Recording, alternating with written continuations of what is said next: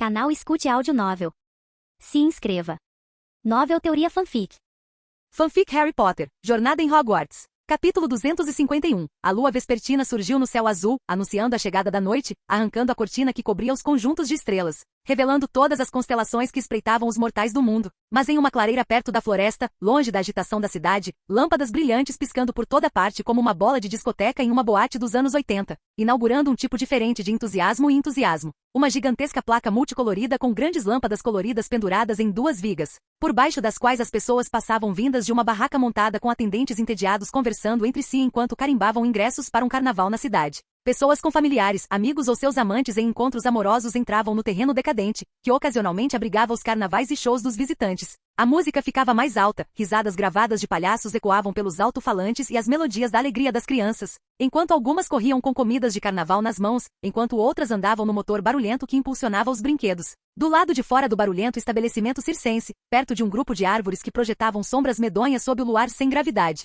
o próprio espaço se contorcia e girava como se estivesse sendo sugado por um tubo antes que uma a uma, o tecido do espaço expelisse pessoas vestidas com túnicas pretas, com o ar estalando ruidosamente, mas apenas para ser abafado pela alta música circense. Em poucos segundos 20 pessoas estavam misturadas nas sombras, todas olhando para o convidativo recinto de madeira e metal, com a vida pulsando com vigor. Quase consigo sentir o gosto, disse a mulher de cabelos escuros, grossos e brilhantes, cílios longos e olhos semicerrados. A alegria, o deleite, é quase palpitante. Ela estendeu a língua como se quisesse sentir o gosto das emoções. Os companheiros de Bellatrix Lestrange voltaram seus olhos escondidos sob seus rostos mascarados para a mulher. Muito se perguntando como a mulher poderia descer ainda mais na loucura. Ela havia sido distorcida como horrores contorcidos por trás de sua outrora grande beleza, mas Azkaban era assim, nunca deixava de deixar sua mácula em seus convidados, e Bellatrix havia ficado tempo suficiente para chamá-lo de seu lar. Ela gargalhou, seu corpo estremeceu e seu ombro se contraiu involuntariamente quando ela se virou para uma figura vestida como um palito de fósforo, parada no meio dos grupos, com um capuz cobrindo a cabeça curvada sobre as costas curvadas. Rivers, gritou Bellatrix, pulando em sua direção como uma colegial.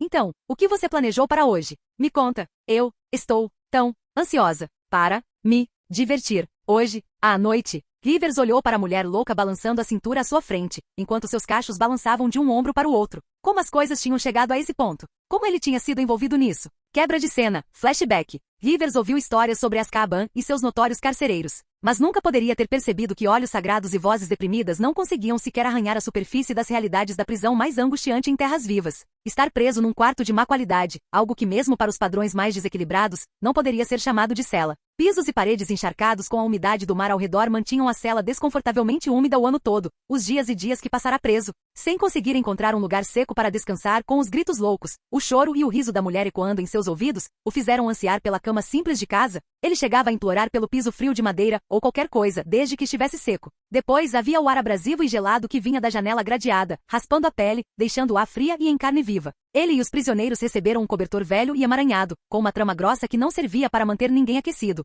Mas isso era um problema insignificante, já que a única coberta que ele tinha, como todo o resto, ficou molhada. A comida era sempre um mingau frio que havia deixado seus dentes sem exercício por anos, e a água era limitada, jogada às pressas goela abaixo pelos aurores, que estavam sempre com pressa de sair da vista do dementador, que sempre os encarava por baixo de suas vestes como se os aurores fossem presas frescas e suculentas. Ninguém falava em Azkaban. Havia muitos gritos, choro e o riso da mulher, mas nunca se falava. Rivers não se importou quando chegou, mas conforme os dias passavam e os dementadores se reuniam em sua cela para uma refeição de menta todos os dias durante semanas, ele esperava que alguém lhe dissesse que havia uma maneira de escapar do pesadelo diário, mas ninguém disse uma palavra, mesmo depois que ele chamou e chorou por alguém. Qualquer pessoa, ninguém falou, nem mesmo um não adianta que ele tinha lido nos livros. Rivers logo percebeu que em Azkaban não havia como se esconder dos dementadores. Enquanto alguém permanecesse na fortaleza, eles não passavam de camas de alimentação para as monstruosidades encapuzadas, contanto que eles ficassem. Ele não poderia mentir se não tivesse pensado em fugir, mas essas ideias foram sufocadas por sua própria lógica inflexível. Ele não era um sábio mágico, nem possuía uma equipe de lacaios para uma fuga, nem poderia reunir uma. O povo havia perdido as esperanças há muito tempo. Faltava-lhe a influência que o levaria a criar os aurores para ele. Em suma, não havia saída para ele.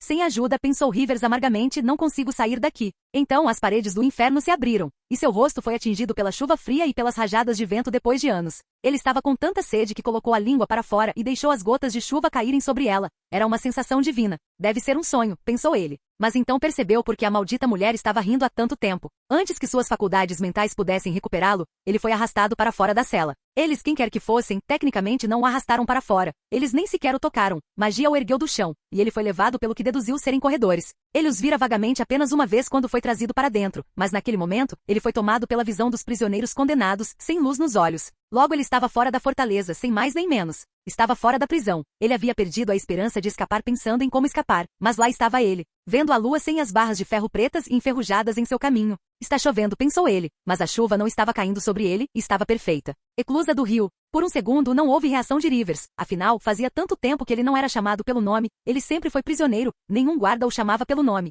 Ele duvidava que eles soubessem disso. Eclusa do rio. Rivers finalmente ergueu fracamente o pescoço fino e virou o rosto magro para o interlocutor. À luz fraca da chuva torrencial e trovejante, Rivers não conseguia ver o rosto. Tudo o que conseguia enxergar era um homem baixo e magro, vestido com vestes pesadas. É bom finalmente conhecê-lo depois de tanto tempo, disse o homem, embora eu desejasse que tivesse sido em melhores circunstâncias. Rivers podia sentir os olhos do homem olhando para ele. Sua condição não parece ser ótima. E ele disse isso como se fosse surpreendente, como esse homem ousa dizer isso e ter a coragem de se surpreender? Pensou. Rivers tinha certeza de que aquele homem era algum tipo de imbecil mimado que nunca havia experimentado um dia de sofrimento. Rivers rosnou para o homem, mas tudo que saiu foi um gemido frágil de sua caixa vocal desativada, e seu pescoço não conseguiu manter a cabeça erguida, e ela caiu novamente. O homem riu sem graça. Parece que ainda lhe resta algum vigor. Ótimo, ótimo. Bem, deixando isso de lado, estamos aqui para libertar alguns amigos, e pensei que seria apropriado levá-lo conosco porque sem ajuda. Não há como sair desta ilha sem morrer no mar, disse uma risada, e foi meio que minha culpa você ter vindo parar aqui. Rivers ergueu o pescoço dolorosamente. O quê? Você não me reconhece? O homem se agachou e tirou o capuz, revelando um rosto magro, mas saudável. Os olhos vazios de Rivers fitaram o rosto. Levou alguns segundos para que sua mente confusa despertasse uma lembrança. Era a de um cartaz de procurado meio rasgado e manchado que ele vira colado na parede de um pub, e nele estava um homem gordinho, que suava enquanto sua foto era capturada. O homem à sua frente não era nada parecido, mas seu cérebro ainda trazia a lembrança, e mesmo em seu estado atual, Rivers confiava em sua mente. E outra piscada e olhar para o rosto do homem, suas pupilas se contraíram em reconhecimento. Você é Pettigrew. Pedro Pettigrew. Peter deu um sorriso seco. Que bom que você me reconheceu. Conversamos apenas uma vez durante minha única carta para você, mas essa única vez nos levou a nos encontrarmos aqui novamente.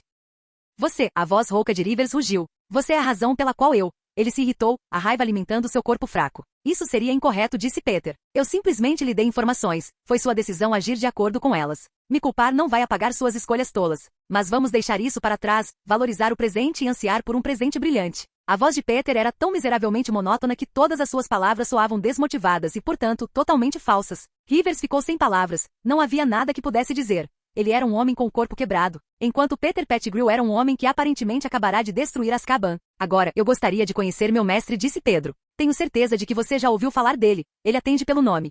Quebra de cena.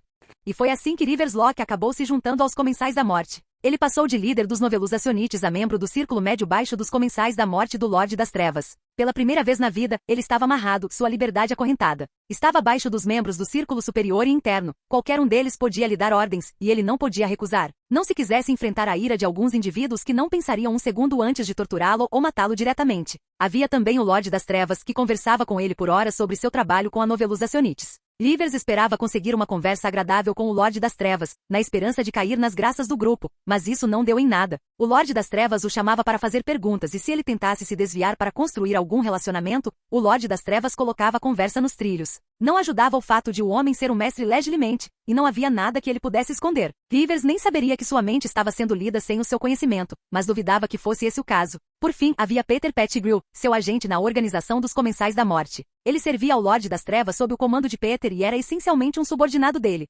Subordinado, Rivers zombava em sua mente. Rivers tinha certeza de que na mente de Peter ele era apenas uma ferramenta para Peter usar. Sua vida estava nas mãos de Peter, e era tudo menos uma lei, porque o Lorde das Trevas a havia decretado. Ele não tinha como correr. Rivers teve seus pensamentos expressos por um estalar de dedos diante de seu rosto. Rivers, Senhor Locke, chamou Bellatrix, e Rivers olhou para ela sem expressão. Há relatos, ele começou, de que há 2 aurores presentes naquele carnaval hoje. Os Comensais da Morte do Lorde das Trevas tinham um alcance que seus Novelusacionites só podiam sonhar. Ambos são nascidos trouxas e, pelo que parece, estão em um encontro. Bellatrix e o baixinho, girando a varinha em mechas do cabelo. Ai meu Deus! Talvez a gente brinque com uma enquanto a outra assiste. Rivers ignorou os devaneios da louca e continuou com seus planos. Nosso objetivo hoje é chamar a atenção da dupla, disse ele, olhando para os outros Comensais da Morte. Todos os 10 membros de Azkaban estão aqui e entrarão no carnaval sem disfarces. Ele também fazia parte dos fugitivos, mas não era importante e não foi divulgado como fugitivo, o que o deixou feliz. Todos vocês entrarão no carnaval e farão parecer que estão se encontrando em um carnaval trouxa, longe dos olhos dos bruxos.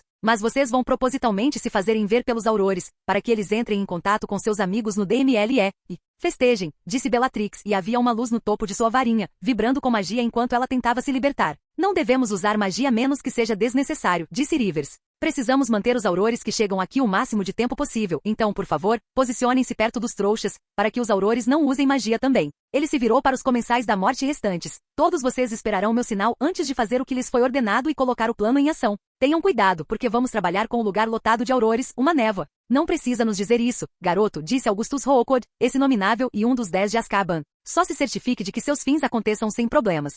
Entendo, disse Rivers. Bem, então não tenho mais nada a dizer. É hora de começar. Os 20 comensais da morte voltaram seus olhos para o carnaval, planejando dar início ao maior evento do ano e um ponto de partida para uma série de eventos que viriam. Capítulo 252. Os aurores Edward Moss e Isobel Dean foram ambos adições relativamente recentes ao escritório de aurores. Ambos se destacaram como polivalentes em seus tempos em Hogwarts, um dos requisitos básicos para serem admitidos nos programas de treinamento de aurores. Ambos foram aprovados com louvor, o que lhes rendeu seus escudos de bronze, tornando-os oficialmente parte do DMLE como aurores juniores. Infelizmente, embora os aurores estagiários pensassem que suas vidas eram difíceis, com treinamentos que iam do início da manhã até tarde da noite, eles não sabiam que não eram nada mais do que flores absorvendo a luz do sol em uma estufa confortável, protegida do frio rigoroso do mundo exterior. Passarem na mesma turma significava que Edward e Isobel se juntaram à força policial ao mesmo tempo, mas isso também significava que ambos entravam na vida de escravos de Auror Júnior ao mesmo tempo. Aurores Júnior eram exaustivamente treinados. Habilidades interrogativas, dedução, duelos, furtividade, poções e venenos, e mais burocracia. Tudo que aprendiam como aurores estagiários era testado e temperado de acordo com os padrões da vida real. Havia um ditado no escritório de aurores: um auror novato não era realmente um auror até ser desmantelado e reconstruído pelo escritório. Não era de se estranhar que Edward e Isobel, que passaram pelo processo ao mesmo tempo, formassem um forte vínculo de camaradagem forjado no fogo do inferno dos novatos. Além disso, o DMLE, com suas qualificações e requisitos mais rigorosos, significava que apenas meia dúzia de pessoas se tornavam aurores juniores a cada ano. Da turma de Edward e Isobel, apenas 4 concluíam o treinamento. As longas horas e cargas de trabalho que até uma mula reclamaria faziam com que Edward e Isobel passassem a maior parte dos dias juntos, por semanas e meses a fio, e depois de mais de um ano, eles começaram a se aproximar, e uma coisa levou a outra, e lá estavam eles visitando um grupo de circo itinerante para um encontro. Está muito barulhento, disse Isobel, tirando um pedaço da nuvem de algodão doce rosa. Talvez devêssemos ter ido para um lugar um pouco mais silencioso. Edward assentiu enquanto bebia um refrigerante de uma garrafa. É estranho eu sentir falta do cubículo? Porque eu realmente sinto muita falta do cubículo. Não é estranho, nem um pouco. É aconchegante e quentinho. Tão aconchegante. Sempre podemos pular e ir para outro lugar. Acho que me lembro de um bom restaurante onde podemos ir. Deve estar numa distância que eu possa aparatar com você aparatando ao lado. Ok. Mas acho que deveríamos ver o show primeiro. Nós compramos os ingressos. Isobel assentiu, olhando para o canhoto do bilhete em suas mãos. Era estranho usar o dinheiro em alguma coisa. Aurores juniores ganhavam muito bem, muito mais do que seus colegas de outras áreas, mas trabalhavam tanto que, acredite ou não gastavam muito no primeiro ano de carreira devido à enorme quantidade de trabalho que faziam, o que resultava em 0 tempo de inatividade, 0 equilíbrio entre vida pessoal e profissional, nenhum tempo para continuar com seus hobbies, nenhum dinheiro gasto. Eles finalmente gastaram algum dinheiro. Seria um desperdício deixá-lo ir para o lixo. Isobel olhou para a maior tenda listrada no meio de todo o carnaval. Cada caminho até a tenda principal estava alinhado com barracas de concessão e fileiras de bandeiras triangulares multicoloridas penduradas na grade superior. Ela olhou para a tenda do zoológico na fileira de barracas. Edward, a gente devia ir fazer carinho. Isobel estremeceu, sentindo a dor aguda no braço. Ela olhou para o lado e viu Edward apertando seu braço. O que você? Estou com Rabastan Lestrange à vista, disse Edward com uma quietude anormal. E ele está com Rodolphus Lestrange. Não olhe. Isobel soltou o braço de Edward, enlaçou-o no dele e se inclinou em sua direção. Onde eles estão? Perguntou. Eles estão parados entre 2 arquibancadas, vestidos com calças e camisas simples. Não consigo ver nenhum outro comensal da morte, disse Edward, observando através de sua visão periférica. Eu vejo mais, disse Isobel. Edward ficou tenso por um breve segundo antes de falar com a garrafa perto dos lábios. Quem você viu? Antonin Dololov na minha posição 2 e mais adiante na mesma linha. Vejo Milks Mulciber, ela engoliu em seco. São 4 dos 10 de Azkaban. E se esses 4 estão aqui, há uma boa chance de que outros 6 também estejam por aí em algum lugar. Precisamos pedir reforços. Você tem seu escudo? Perguntou Edward. Isobel assentiu, enfiando a mão na bolsa, procurando o distintivo, e ao lado dele estava sua varinha. Mandei chamar reforços, disse ela, sentindo o distintivo esquentar. O que devemos fazer? Perguntou Edwards. Além disso, vamos caminhar. Chama a atenção ficarmos aqui no meio da rua. Deveríamos ficar de olho neles sem nos envolvermos, disse Isobel. Se todos os 10 fugitivos estão aqui, então eles devem estar se reunindo aqui. Você viu como eles estavam vestidos, nenhum deles usava roupão. Eles claramente não estão se fazendo notar. E se eles não estiverem aqui para uma reunião? E se estiverem aqui para invadir o parque de diversões? Edward sentiu o olhar de Isobel cravado nele. Quer dizer, olhem ao redor, estavam cercados por trouxas e a uma certa distância da cidade. Um lugar como este não é o território de caça preferido deles? Isobel mordeu o lábio, a outra mão apoiada na mochila com força. Tudo o que podemos fazer agora é esperar, e torcer para que o reforço chegue rápido. Eles não perceberam que outro comensal da morte estava parado logo atrás deles, ouvindo a conversa com uma caixa de pipoca na mão. Quebra de cena.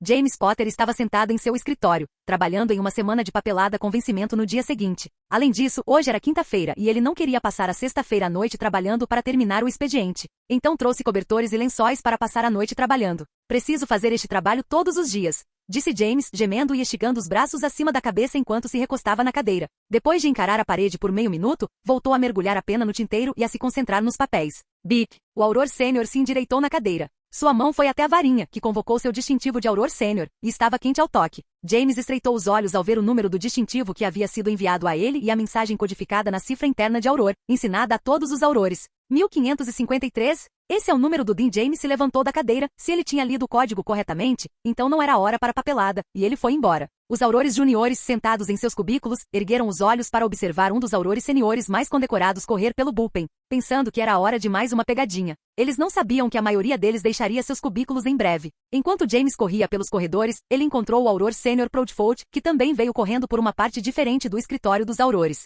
Você também recebeu? Perguntou James enquanto os dois homens começavam a andar rapidamente. Ele ainda conseguia sentir o distintivo passar pelos ciclos de aquecimento? Isobel estava enviando a mensagem repetidamente. Proudfoot assentiu. Cada Auror Júnior no gabinete dos Aurores tinha um mentor Auror Sênior, chefe, mas ao mesmo tempo, era designado a outro Auror Sênior, conforme o protocolo do departamento. Moss. Edward Moss está lá com Dean, disse Proudfoot. Eles estão em um encontro, se eu ouvi bem. Os dois homens chegaram ao escritório do capitão Auror Gavin Robards, que era seu superior imediato. James bateu na porta e a abriu sem esperar por uma resposta. Lá dentro estavam Robards e o capitão Auror Kingsley Shacklebolt, que eles não esperavam que estivesse ali. Robards desviou o olhar de Shacklebolt, com quem estivera conversando, e encarou seus subordinados com a testa franzida. O que vocês dois pensam que estão fazendo entrando no meu escritório desse jeito? Ele olhou para Proudfoot. Eu esperava isso de Potter, mas você deveria saber. Senhor, recebemos uma mensagem de emergência da Auror Júnior Isobel Dean, disse Proudfoot, indo direto ao ponto. Ela está em um parque de diversões trouxas com o Auror Júnior Edward Moss e relatou que avistaram 4 dos 10 comensais da morte de Azkaban fugitivos.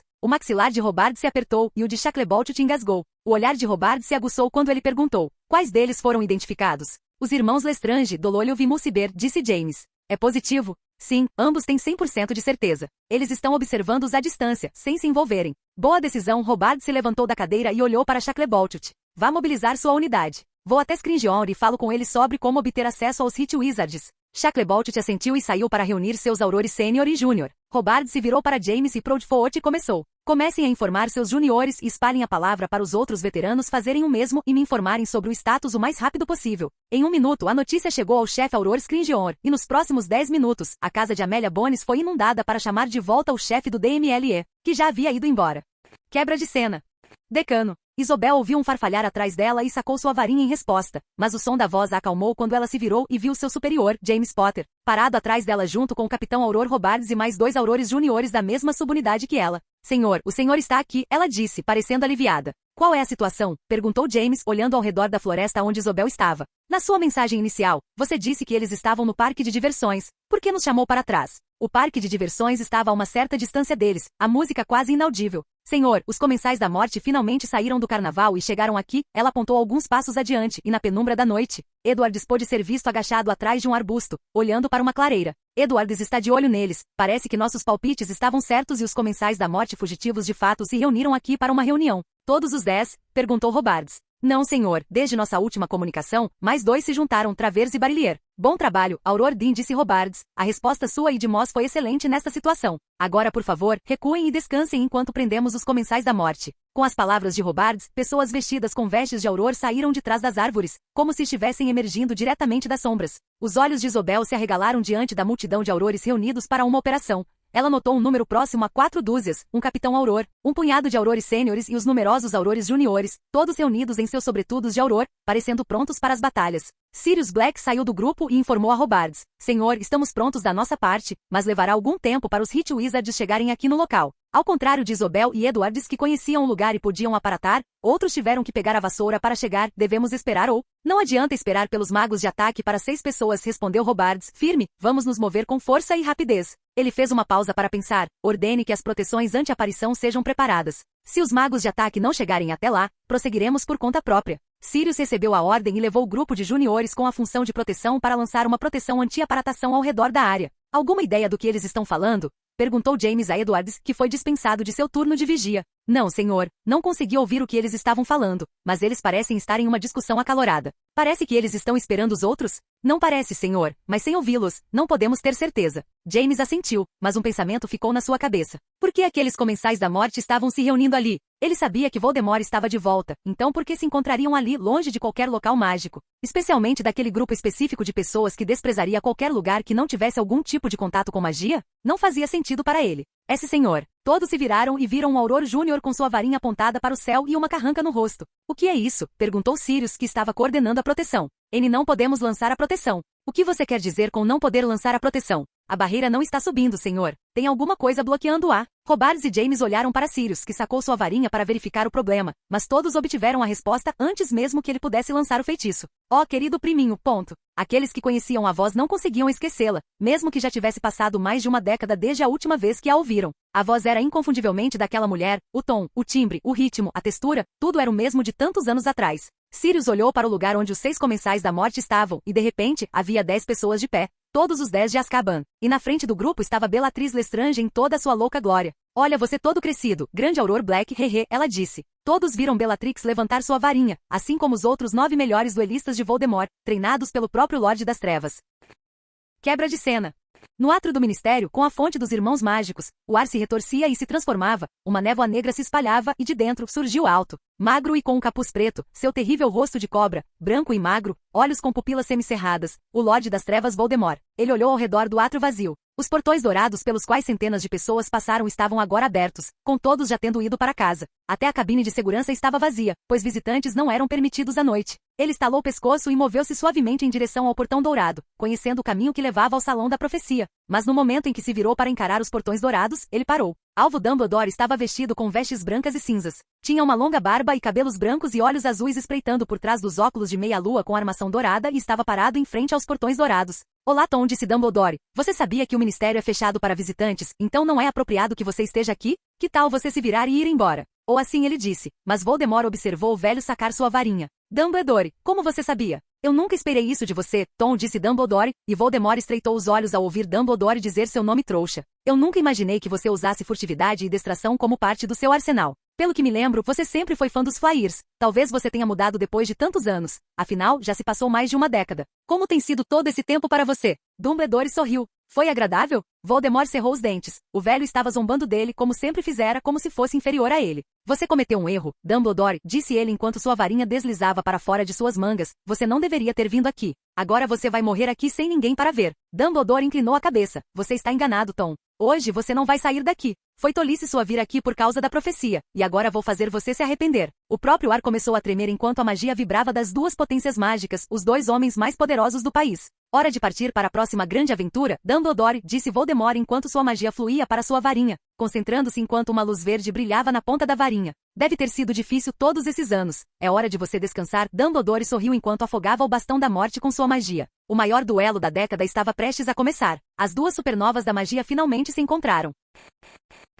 Capítulo 253. Voldemort ergueu sua varinha e enviou um jato de luz verde em Dumbledore, que se virou e desapareceu num giro de sua capa. No segundo seguinte, ele reapareceu atrás de Voldemort e acenou sua varinha em direção à fonte dos Irmãos Mágicos para que a estátua dourada do bruxo na fonte ganhasse vida, saltando de seu pedestal e aterrissando no chão com um estrondo entre Dumbledore e Voldemort. A estátua do bruxo plantou um joelho no chão, erguendo o braço, e desferiu um soco dourado em Voldemort, que abriu os braços como um maestro de orquestra. E o soco mudou de direção, atingindo-o a poucos metros de distância. Mas nem Dumbledore nem sua estátua animada se detiveram estiveram quando a outra palma veio em direção ao lado. Voldemort estendeu o braço sem varinha em direção à palma. Uma barreira surgiu entre Voldemort e a palma dourada, parando o braço da imponente estátua. A boca sem lábios de Voldemort se retraiu e mostrou os dentes para Dumbledore balançando sua varinha. O braço da estátua do bruxo se transformou em líquido, e as grandes bolas douradas dispararam em direção a Dumbledore, que sacudiu sua varinha, e as bolas se transformaram em blocos de piche frio, caindo no chão. Dumbledore fez o próximo movimento, e o resto das estátuas na fonte dos irmãos mágicos ganharam vida. Bruxa, mulher, homem, meio-elfo, goblins, centauros. Todos pularam de seus pilares em debandada em direção a Voldemort. Chega, disse Voldemort, e com seu grito, as estátuas se desfizeram em pedaços, e a força do feitiço foi sentida em todo o átrio. Você não quer me matar, Dumbledore? Rosnou ele. Pare de brincar, ou você está acima de tamanha brutalidade, é isso? Nós dois sabemos que existem outras maneiras de destruir um homem, Tom disse Dumbledore calmamente, continuando a caminhar em direção a Voldemort como se não tivesse medo de nada no mundo, como se nada tivesse acontecido para interromper seu passeio pelo corredor. Simplesmente tirar a sua vida não me satisfaria, eu admito. Não há nada pior que a morte, Dumbledore, rosnou Voldemort. Dumbledore suspirou, de fato sua incapacidade de entender que há coisas muito piores que a morte sempre foi sua maior fraqueza. Outro jato de luz verde voou em direção a Dumbledore, mas um escudo prateado bloqueou, e Dumbledore continuou a falar, Tom, aconteça o que acontecer hoje, você não colocará as mãos naquela profecia. Você não pode me impedir, Dumbledore, disse Voldemort, seus olhos negros e opacos se transformaram em um vermelho escarlate brilhante. Ele olhou para as estátuas caídas e falou, você perdeu o jeito, eu sei. Há quanto tempo você não usa a magia ao máximo? Há quanto tempo você não se dedica de verdade às artes? Dumbledore não respondeu, o que fez com que um sorriso aparecesse no rosto de Voldemort. Você se tornou complacente, Dumbledore. Eu, por outro lado, passei 13 anos. Vivendo havia firmeza em seu rosto ao falar de seu tempo como espírito, eu posso ter estado ausente, mas passei todos esses anos. Pensando, aprendendo com o que me foi dado, com o que me restou, nunca desperdicei um momento. Mas você, por outro lado, brincou de diretor com as crianças. Dumbledore não pareceu incomodado. O que Voldemort disse podia ser verdade. Ele de fato não pressionava há muito tempo. Nunca houve necessidade de fazê-lo. E ele não se incomodava com isso. Isso não muda nada. Enquanto estivermos aqui, Dumbledore apontou para Trium, e seus olhos azuis começaram a brilhar com uma luz prateada. Não importa o que você ou eu fizemos nos últimos 10 anos. Voldemort não tinha como responder. Enquanto ambos estivessem em um espaço fechado, isso restringia o que ambos podiam fazer. Se eles realmente lutassem como Voldemort desejava, a sede do Ministério e o Salão Branco acima, com vários departamentos e ministérios do governo trouxa, se transformariam em escombros e poeira em minutos. Dumbledore sorriu com a resposta de Voldemort ou com a falta dela. Podia ser verdade que ele perdia para o homem à sua frente em poder bruto, mas isso não significava que fossem fracos. Em um lugar restrito como aquele, eram praticamente iguais. Mesmo que não fossemos, eu não perderia, pensou Dumbledore, com o orgulho contaminando seus pensamentos. Havia uma razão para ele ter recebido o título de grande feiticeiro. Ele tinha 100 anos de experiência. Dumbledore recolheu a varinha e a brandiu como se estivesse brandindo um chicote. Uma chama longa e fina saiu da ponta, envolveu Voldemort, que conjurou um escudo, mas o chicote de fogo brilhou com mais intensidade e por mais tempo, envolvendo também a cúpula do escudo. Ele puxou o chicote de fogo, que se apertou em torno do escudo de Voldemort, estrangulando-o enquanto a cúpula se contraía como um balão ao ser apertada. Parecia que Dumbledore tinha ganhado vantagem por um momento, mas então a corda de fogo se transformou em uma serpente, que imediatamente soltou Voldemort e se virou, sibilando furiosamente para encarar Dumbledore. Voldemort desapareceu, e a cobra se transformou em um basilisco, erguendo a cabeça a uma altura colossal de 6 metros. A aparição de fogo rugiu e sibilou. Os olhos de Dumbledore se arregalaram quando as chamas adquiriram um tom violeta. Uma maldição foi tecida no fogo. Mas onde está? O pulso de Dumbledore disparou ao sentir uma palpitação de magia atrás de si. Sem se virar, Dumbledore puxou um escudo azul translúcido que instantaneamente se multiplicou em 3 camadas de barreiras. No instante seguinte, sentiu um ataque de força vindo de suas costas. Um grunhido escapou dele. Dumbledore se virou e viu uma chama amarelo-alaranjada com uma terrível maldição com a qual ele estava bem familiarizado. Fogo maldito. Tom, seu cérebro se degradou com sua aparência? Você tem alguma ideia do que está fazendo? Disse ele a Voldemort, que estava no pedestal vazio da fonte dos Irmãos Mágicos. Voldemort não respondeu, não precisava, e sabia que Dumbledore não estava procurando por uma. Fogo maligno podia ser um feitiço difícil de controlar e conter quando lançado, mas sob sua liderança experiente e magistral, era tão fácil de manejar quanto um mumus. Você não sairá daqui vivo, Dumbledore, disse o Lorde das Trevas. Dumbledore franziu as sobrancelhas quando o fogo maligno o empurrou. Onde eles estão? Pensou. Por que ainda não chegaram? Quebra de cena. Perto do parque de diversões, os aurores e os comensais da morte trocavam feitiços na floresta. 4 dúzias de aurores estavam em confronto com 10 comensais da morte na linha de frente e outros 5 escondidos na floresta, repelindo os aurores com coberturas furtivas para a força principal de combate. Potter, como está o seu garotinho? Meu mestre está morrendo de vontade de conhecê-lo, mas se eles se encontrarem ele vai morrer, gritou Bellatrix Lestrange, alegre, enquanto desviava de um feitiço. bloqueava outros dois e disparava um cruciatus de volta, sentindo o sorriso tocar seus ouvidos com o grito. James conjurou dezenas de espadas de aço e as atirou em direção aos comensais da morte, mas as lâminas desapareceram sem deixar vestígios antes que eles os alcançassem. Merda! Uma veia saltou na têmpora de James, seus olhos espiando além de Bellatrix e pousando em Augustus Rookwood parado no meio do cerco dos comensais da morte. O ex-inominável era o principal motivo pelo qual 4 dúzias de aurores estavam tendo problemas com 15 comensais da morte. Rookwood era defendido pelos demais e era o único responsável por dissipar quaisquer feitiços perigosos que fossem lançados contra eles, algo que ele fazia com uma habilidade incomum. Como ele está fazendo isso? Perguntou James. Está relacionado ao seu campo de pesquisa, disse Sirius, tendo estudado Augustus Rookwood. Os inomináveis, em sua essência, eram pesquisadores que investigavam os mistérios da magia,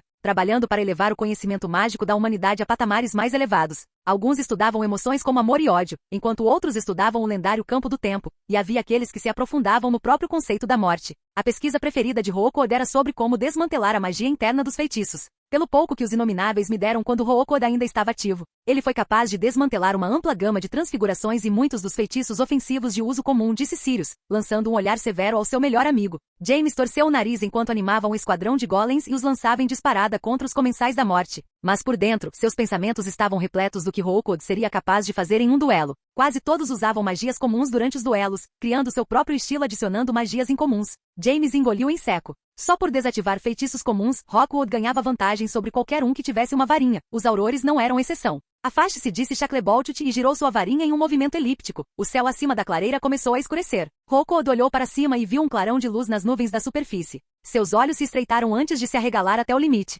Rabastam, Rodolfo, disse ele. Vem do céu. Cubram-no. Isso não era algo que ele conseguiria dissipar. Os irmãos Lestrange olharam para o céu, e sem questionar, ergueram uma barreira acima do grupo bem a tempo de ouvir um clarão branco seguido de um estalo alto. Maldito! Eca! Os irmãos Lestrange gemeram quando o raio gigante atingiu seus escudos conjuntos. James e Sirius olharam para Shacklebolt, que ergueu a varinha novamente, e outro raio atingiu os comensais da morte. Ele se afastou da linha de frente e suspirou. Não olhem para mim e ataquem-nos enquanto eles estão desequilibrados. Ele gritou para as pessoas que o encaravam. As palavras dos capitães aurores foram imediatamente ouvidas, e as forças dos aurores começaram a concentrar seus feitiços nos irmãos Lestrange, e funcionou. Pois Rodolfus Lestrange foi atingido por um feitiço e gritou de dor. Irmão, disse Rabastan entre os disparos. Virou-se brevemente para olhar para o irmão caído. Saia daqui agora. Rodolfus levantou a manga, quase rasgando o ar para revelar sua marca escura. Com grande dificuldade, ele pressionou sua varinha contra o crânio e com uma rajada de luz, ele desapareceu. Ah não, disse Bellatrix, fazendo beicinho enquanto batia no chão. Acabou a brincadeira. É muito cedo. Quero brincar mais.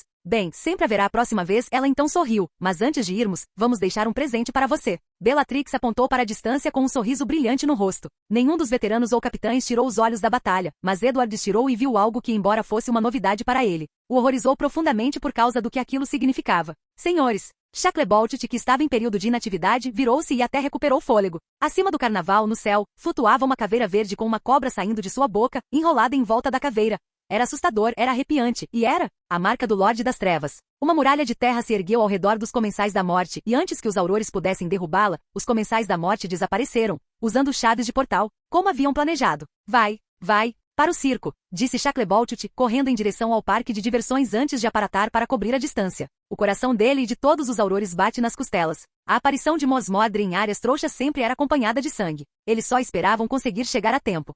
Quebra de cena.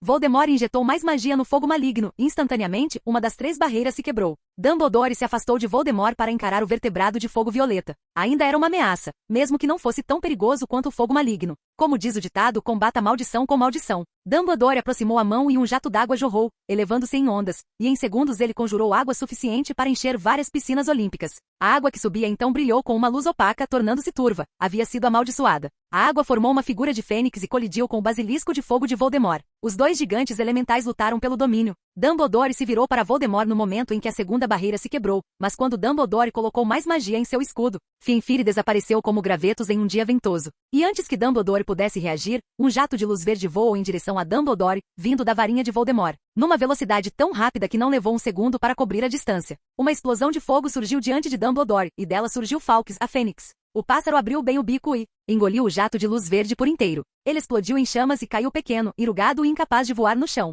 No mesmo instante, Dumbledore brandiu sua varinha em um movimento longo e fluido. A fênix aquática que lutava contra o basilisco de fogo ficou ainda mais furiosa e cravou suas garras no fogo, atingiu a cobra e envolveu o monstro de fogo em suas asas, apagando-o. Então ela girou o corpo no ar e voou em direção a Voldemort, cobrindo-o com um casulo de vidro derretido. Por alguns segundos, Voldemort ficou visível apenas como uma figura escura, ondulada e sem rosto, brilhando indistintamente sobre o pedestal, claramente lutando para se livrar da massa sufocante. Dumbledore observou Voldemort se debater dentro da bola d'água. Seus olhos se voltaram para a filhote de fênix, rolada no chão em uma pilha de cinzas, indefesa diante da situação perigosa. E ver aquela visão fez uma rara raiva borbulhar dentro dele. Lâminas de água se formaram dentro da armadilha e avançaram impiedosamente em direção ao centro. Ele não queria matar Voldemort porque precisava saber a localização e a quantidade de Horcruxes, mas isso não o impediu de remover os membros. Eles não eram necessários. A esfera de água se abriu e Voldemort pairou no ar, fazendo Dumbledore ofegar. Era um voo sem ajuda, algo que antes se pensava impossível. Eu vou te matar, Dumbledore. As pernas e o abdômen de Voldemort estavam sangrando, mas tudo ainda estava intacto. A raiva nos olhos escarlates era algo a ser temido. Avada Kedavra? Ele não completou o feitiço, pois a água que caía da esfera de água se transformou em esferas de gelo e disparou em direção a Voldemort sob o comando de Dumbledore. E foi nesse momento que as portas do átrio se abriram, e alguns oficiais de alta patente com seus guardas aurores chegaram, pessoas como Cornelius Fudge, Amélia Bones, Rufus Gringior e o chefe Mago Hit, entre os poucos outros. Voldemort olhou para Dumbledore, ignorando os outros insignificantes. Seus olhos pingavam ódio enquanto seu corpo pingava sangue. Ele queria explodir a rua inteira lá em cima, mas a lógica não permitiu. Ele balançou a varinha, fazendo pedaços da estátua voarem em direção a Dumbledore, e aproveitou a oportunidade para escapar e desaparecer do local. Ele estava lá. Gritou um homem de túnica escarlate e rabo de cavalo, apontando para uma pilha de escombros dourados do outro lado do salão. Eu o vi, Sr. Fudge, juro. Era você sabe quem. Ele simplesmente desaparatou. Eu sei, Williamson, eu sei, eu também o vi, disse Fudge balbuciando, que usava pijama sob a capa listrada e ofegava como se tivesse acabado de correr quilômetros. Pelas barbas de Merlin, aqui, o no Ministério da Magia. E céus, não parece possível, minha nossa, como pode ser isso? Dumbledore, exclamou Fudge, aparentemente fora de si de espanto. Você aqui, pare, Cornélio. Dumbledore ergueu a mão cansada. Não quero falar nem responder a perguntas. Mas há alguns minutos, você viu a prova com seus próprios olhos, de que eu venho lhe dizendo a verdade há um ano. Lord Voldemort retornou. Você vem perseguindo os homens errados há 12 meses, e é hora de ouvir a razão. Não, bem, vociferou Fudge, olhando ao redor como se esperasse que alguém lhe dissesse o que fazer. Vou para casa, disse Dumbledore sem rodeios, antes de se virar para Amélia. Falarei com você em breve, Amélia. Ele pegou Fawkes e caminhou até onde a cabeça dourada do mago jazia no chão. Apontou a varinha para ela e murmurou, Portus. A cabeça brilhou em azul e tremeu ruidosamente contra o chão de madeira por alguns segundos, depois ficou imóvel novamente. Veja bem, Dumbledore, disse Fudge. Você não tem autorização para essa chave de portal. Você não pode fazer uma coisa dessas na frente do ministro da magia, Sua voz falhou enquanto Dumbledore o observava magistralmente por cima de seus óculos de meia-lua. Adeus, Cornélio, disse Dumbledore antes de ativar a chave de portal, e ele foi levado embora, deixando para trás o átrio destruído do duelo invisível, que também se tornou palco de algumas notícias sangrentas e infelizes.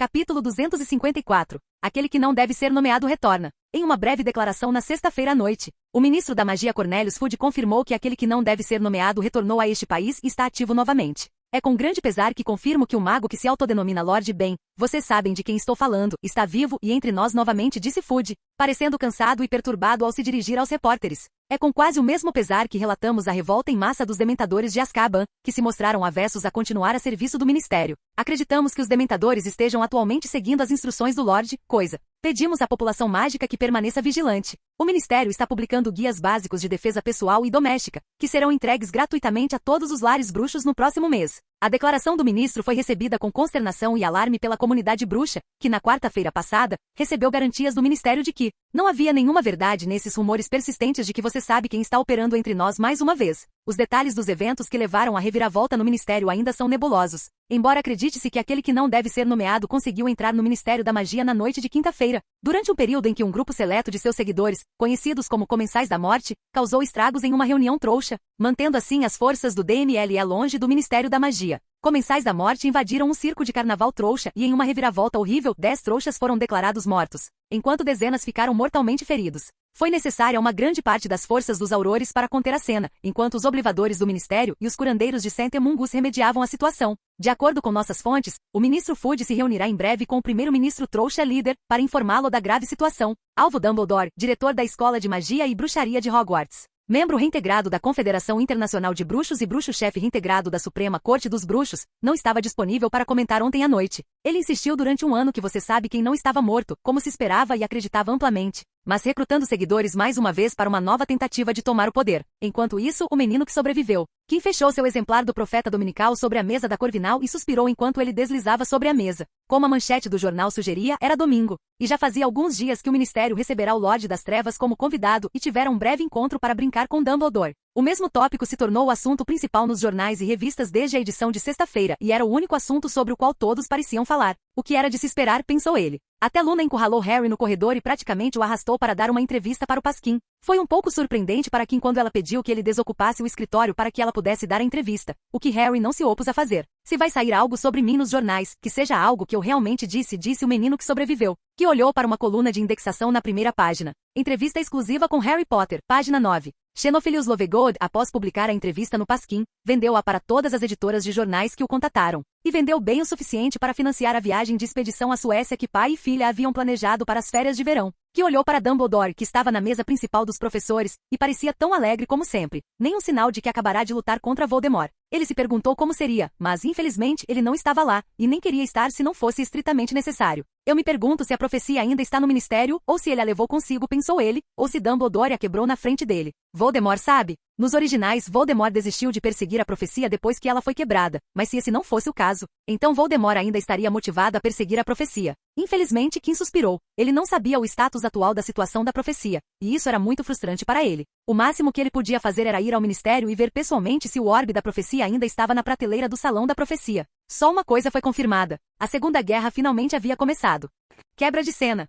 O castelo parecia muito silencioso, mesmo para um domingo. Todos estavam claramente nos jardins ensolarados, aproveitando o fim das provas e a perspectiva dos últimos dias letivos sem o incômodo de estudos ou deveres de casa. Kim caminhava lentamente pelo corredor deserto, espiando pelas janelas enquanto caminhava. Ele conseguia ver pessoas brincando no ar sobre o campo de quadribol e alguns alunos nadando no lago acompanhados pelo Kraken. O sol escaldante o atingia com força enquanto caminhava pelos gramados. Ele também não tinha nada para fazer no fim do ano, nem queria fazer nada. Era seu tempo livre anual. Os alunos deitados na grama, tomando sol, conversando, lendo o Profeta Dominical e comendo doces, olhavam para ele enquanto ele passava. Alguns o chamavam ou acenavam, agradecendo pelos bilhetes, algo que também acontecia todo ano. Que assentiu e sorriu de volta ao passar, até encontrar um pedaço de verde vazio. Deitou-se na grama de bruços, para aproveitar o calor delicioso. Fechou os olhos para relaxar, mas semicerrou-os e viu o sol brilhando intensamente sobre ele. Levantou a mão, acenou para o lado, e os raios de sol se moveram ao seu redor, mudando de direção, diminuindo o brilho só para ele. Kim colocou as mãos atrás das costas, cruzou as pernas, uma sobre a outra, e fechou os olhos novamente com um sorriso,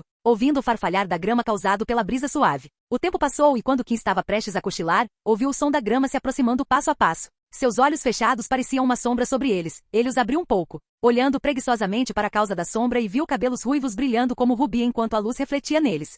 Ele vocalizou. Você parece relaxado. Foi dito com um leve aceno de cabeça. É raro ver você por aqui. Não tem nada para fazer hoje? Kim balançou a cabeça levemente. Parece que foi um bom dia para nada. Certo, isso cansou muito rápido. Fala. Kim abriu a boca e suspirou. Sabe quando você não abre a boca e os lábios ficam selados, grudados? Eu simplesmente perdi isso. Então, o que você está fazendo? Perguntou Eve, sentando-se ao lado dele. Como você disse, não estou fazendo nada, ele fechou a porta novamente. E você? O que está fazendo aqui? Fred e George estão passando sua sabedoria de brincadeiras. Ela fez as aspas no ar, para Harry e Rony. Enquanto Hermione está passando todo o tempo na biblioteca antes de termos que ir embora. Entendi. Kim sorriu. Hoje é a festa de despedida. Todo ano, após o exame de fim de ano, os alunos do 7º ano eram presenteados com uma despedida, 2 festas de despedida, uma no grande salão, que estava sendo preparado enquanto eles falavam, onde os alunos do 7º ano desfrutavam de uma celebração final com os professores, e outra, a festa de despedida não oficial, que acontecia em todas as 4 salas comuns, com os alunos do 7º ano festejando com seus juniores. Animado para a festa? Ela perguntou. Kim suspirou. Eu não gosto de festas. Eve cantarolou. É mesmo? Antes de perguntar. Então você completou aquele cofre amaldiçoado. O cofre do arquiteto. Sim, eu fiz, disse Kim com um tom encantador na voz. Mesmo depois de semanas, Kim de vez em quando, descia para dentro da maleta e observava sua horda de tesouros repleta de ouro e joias, deleitando-se com o brilho dourado. O verde de Eve brilhou enquanto ela se erguia em seu lugar. Sério? Então, é hora de cumprir sua promessa, ela sorriu largamente. Promessa? Você quer dizer isso? Ele lembrou que Eve, de alguma forma, tecnicamente havia tirado uma promessa dele quando o encontrou no cofre do arquiteto. Sim, isso mesmo. Vamos lá, Eve parecia animada. Ela só havia estado na área secreta uma vez, mas aquela vez havia despertado sua curiosidade e interesse completamente. Kim pensou um pouco. Ele poderia argumentar que apenas prometeu contar a Eve sobre os cofres. Nunca houve menção de levá-la de fato para o cofre. Tudo bem, ele se levantou do chão, vamos lá. Os dois caminharam até o cofre do arquiteto com Eve encarregada de guiá-los até o local sem serem vistos com a ajuda do mapa do maroto. Pedido, demanda de Kim. É lindo, disse Eve, observando Kim colocar o anel contra a parede, que brilhou em um tom especial de azul petróleo brilhante. Disse Kim. Ele já estava acostumado a ver aquilo há muito tempo. Depois de resolver a primeira sala do topo de um disco prateado, a escada se revelou, e a dupla desceu para a segunda sala. O que aconteceu aqui? Eve engasgou ao ver o segundo cômodo alterado. Kim pisou na ponte que ligava a entrada à saída. Ah, isso não estava aqui antes, estava? Eu resolvi todos os blocos materiais, e a sala mudou, e foi uma visão incrível, um pouco assustadora porque eu estava aqui dentro. O que aconteceu? Eve pisou hesitantemente na ponte sem corrimão e caminhou direto pelo meio dos quarteirões, mantendo-se perto de Kim enquanto olhava para o lado, tentando evitar olhar para baixo, mas seus olhos pareciam gostar da ideia de olhar para a altura assustadora. Fiquei muito bom em transmutação, disse Kim. Se você precisar de algo, como uma estátua ou algo assim, vem até mim, e eu criarei uma obra-prima. Você pode vendê-la 1 ou 2 décadas depois por um preço exorbitante. Eles chegaram ao terceiro quarto, e Eve esbarrou em Kim que parou de repente em seu caminho. Ai, ela esfregou o nariz, olhando para Kim com os olhos marejados. Por que você parou? Certo, me escute com atenção, disse Kim sombriamente. Ele apontou para a sala com armadilhas, enquanto encarava Eve sem piscar. Vamos seguir em linha reta, e você só vai pisar onde eu piso, não se desvie de onde eu estou pisando, porque se fizer isso, algo vai tentar arrancar partes do seu corpo. E cuidado com os passos, o chão afunda. Oh, ok. O Kim severo era o Kim assustador. Kim seguiu pela parte reta, pisando em peças que sabia que não atirariam projéteis nele. Por quê? Porque ele havia removido pedaços dos ataques para que não fizessem um loop. Eve pisou no primeiro ladrilho e quase perdeu o equilíbrio quando o ladrilho afundou e teve que se agarrar ao ombro de Kim para se estabilizar. Desculpe por isso. Sobre o que é esta sala? Ela perguntou, olhando ao redor e seguindo Kim, que caminhava lentamente para ficar mais seguro. O andar inteiro é um gigantesco campo minado de armadilhas. Quando o piso afunda, uma armadilha é acionada e algo perigoso te ataca. Descobri um jeito de desativá-las, então, enquanto você me seguir, só pisarei nos pisos desativados. A maior parte deste andar ainda está ativa, disse Kim, fazendo Eve engolir em seco. Ela ouvira duelar, e se Kim estava cauteloso com alguma coisa, ela precisava ter cuidado. Depois de caminharem com cuidado, ambos finalmente chegaram à última sala, e Kim finalmente desistiu e sorriu. Bem, aqui estamos no fim. O que você acha? Eve não respondeu, observando o cenário à sua frente com uma expressão atordoada. Seus olhos saltaram da estátua de ouro no centro da sala para as esculturas que cobriam as paredes e para as pinturas acima, no teto abobadado.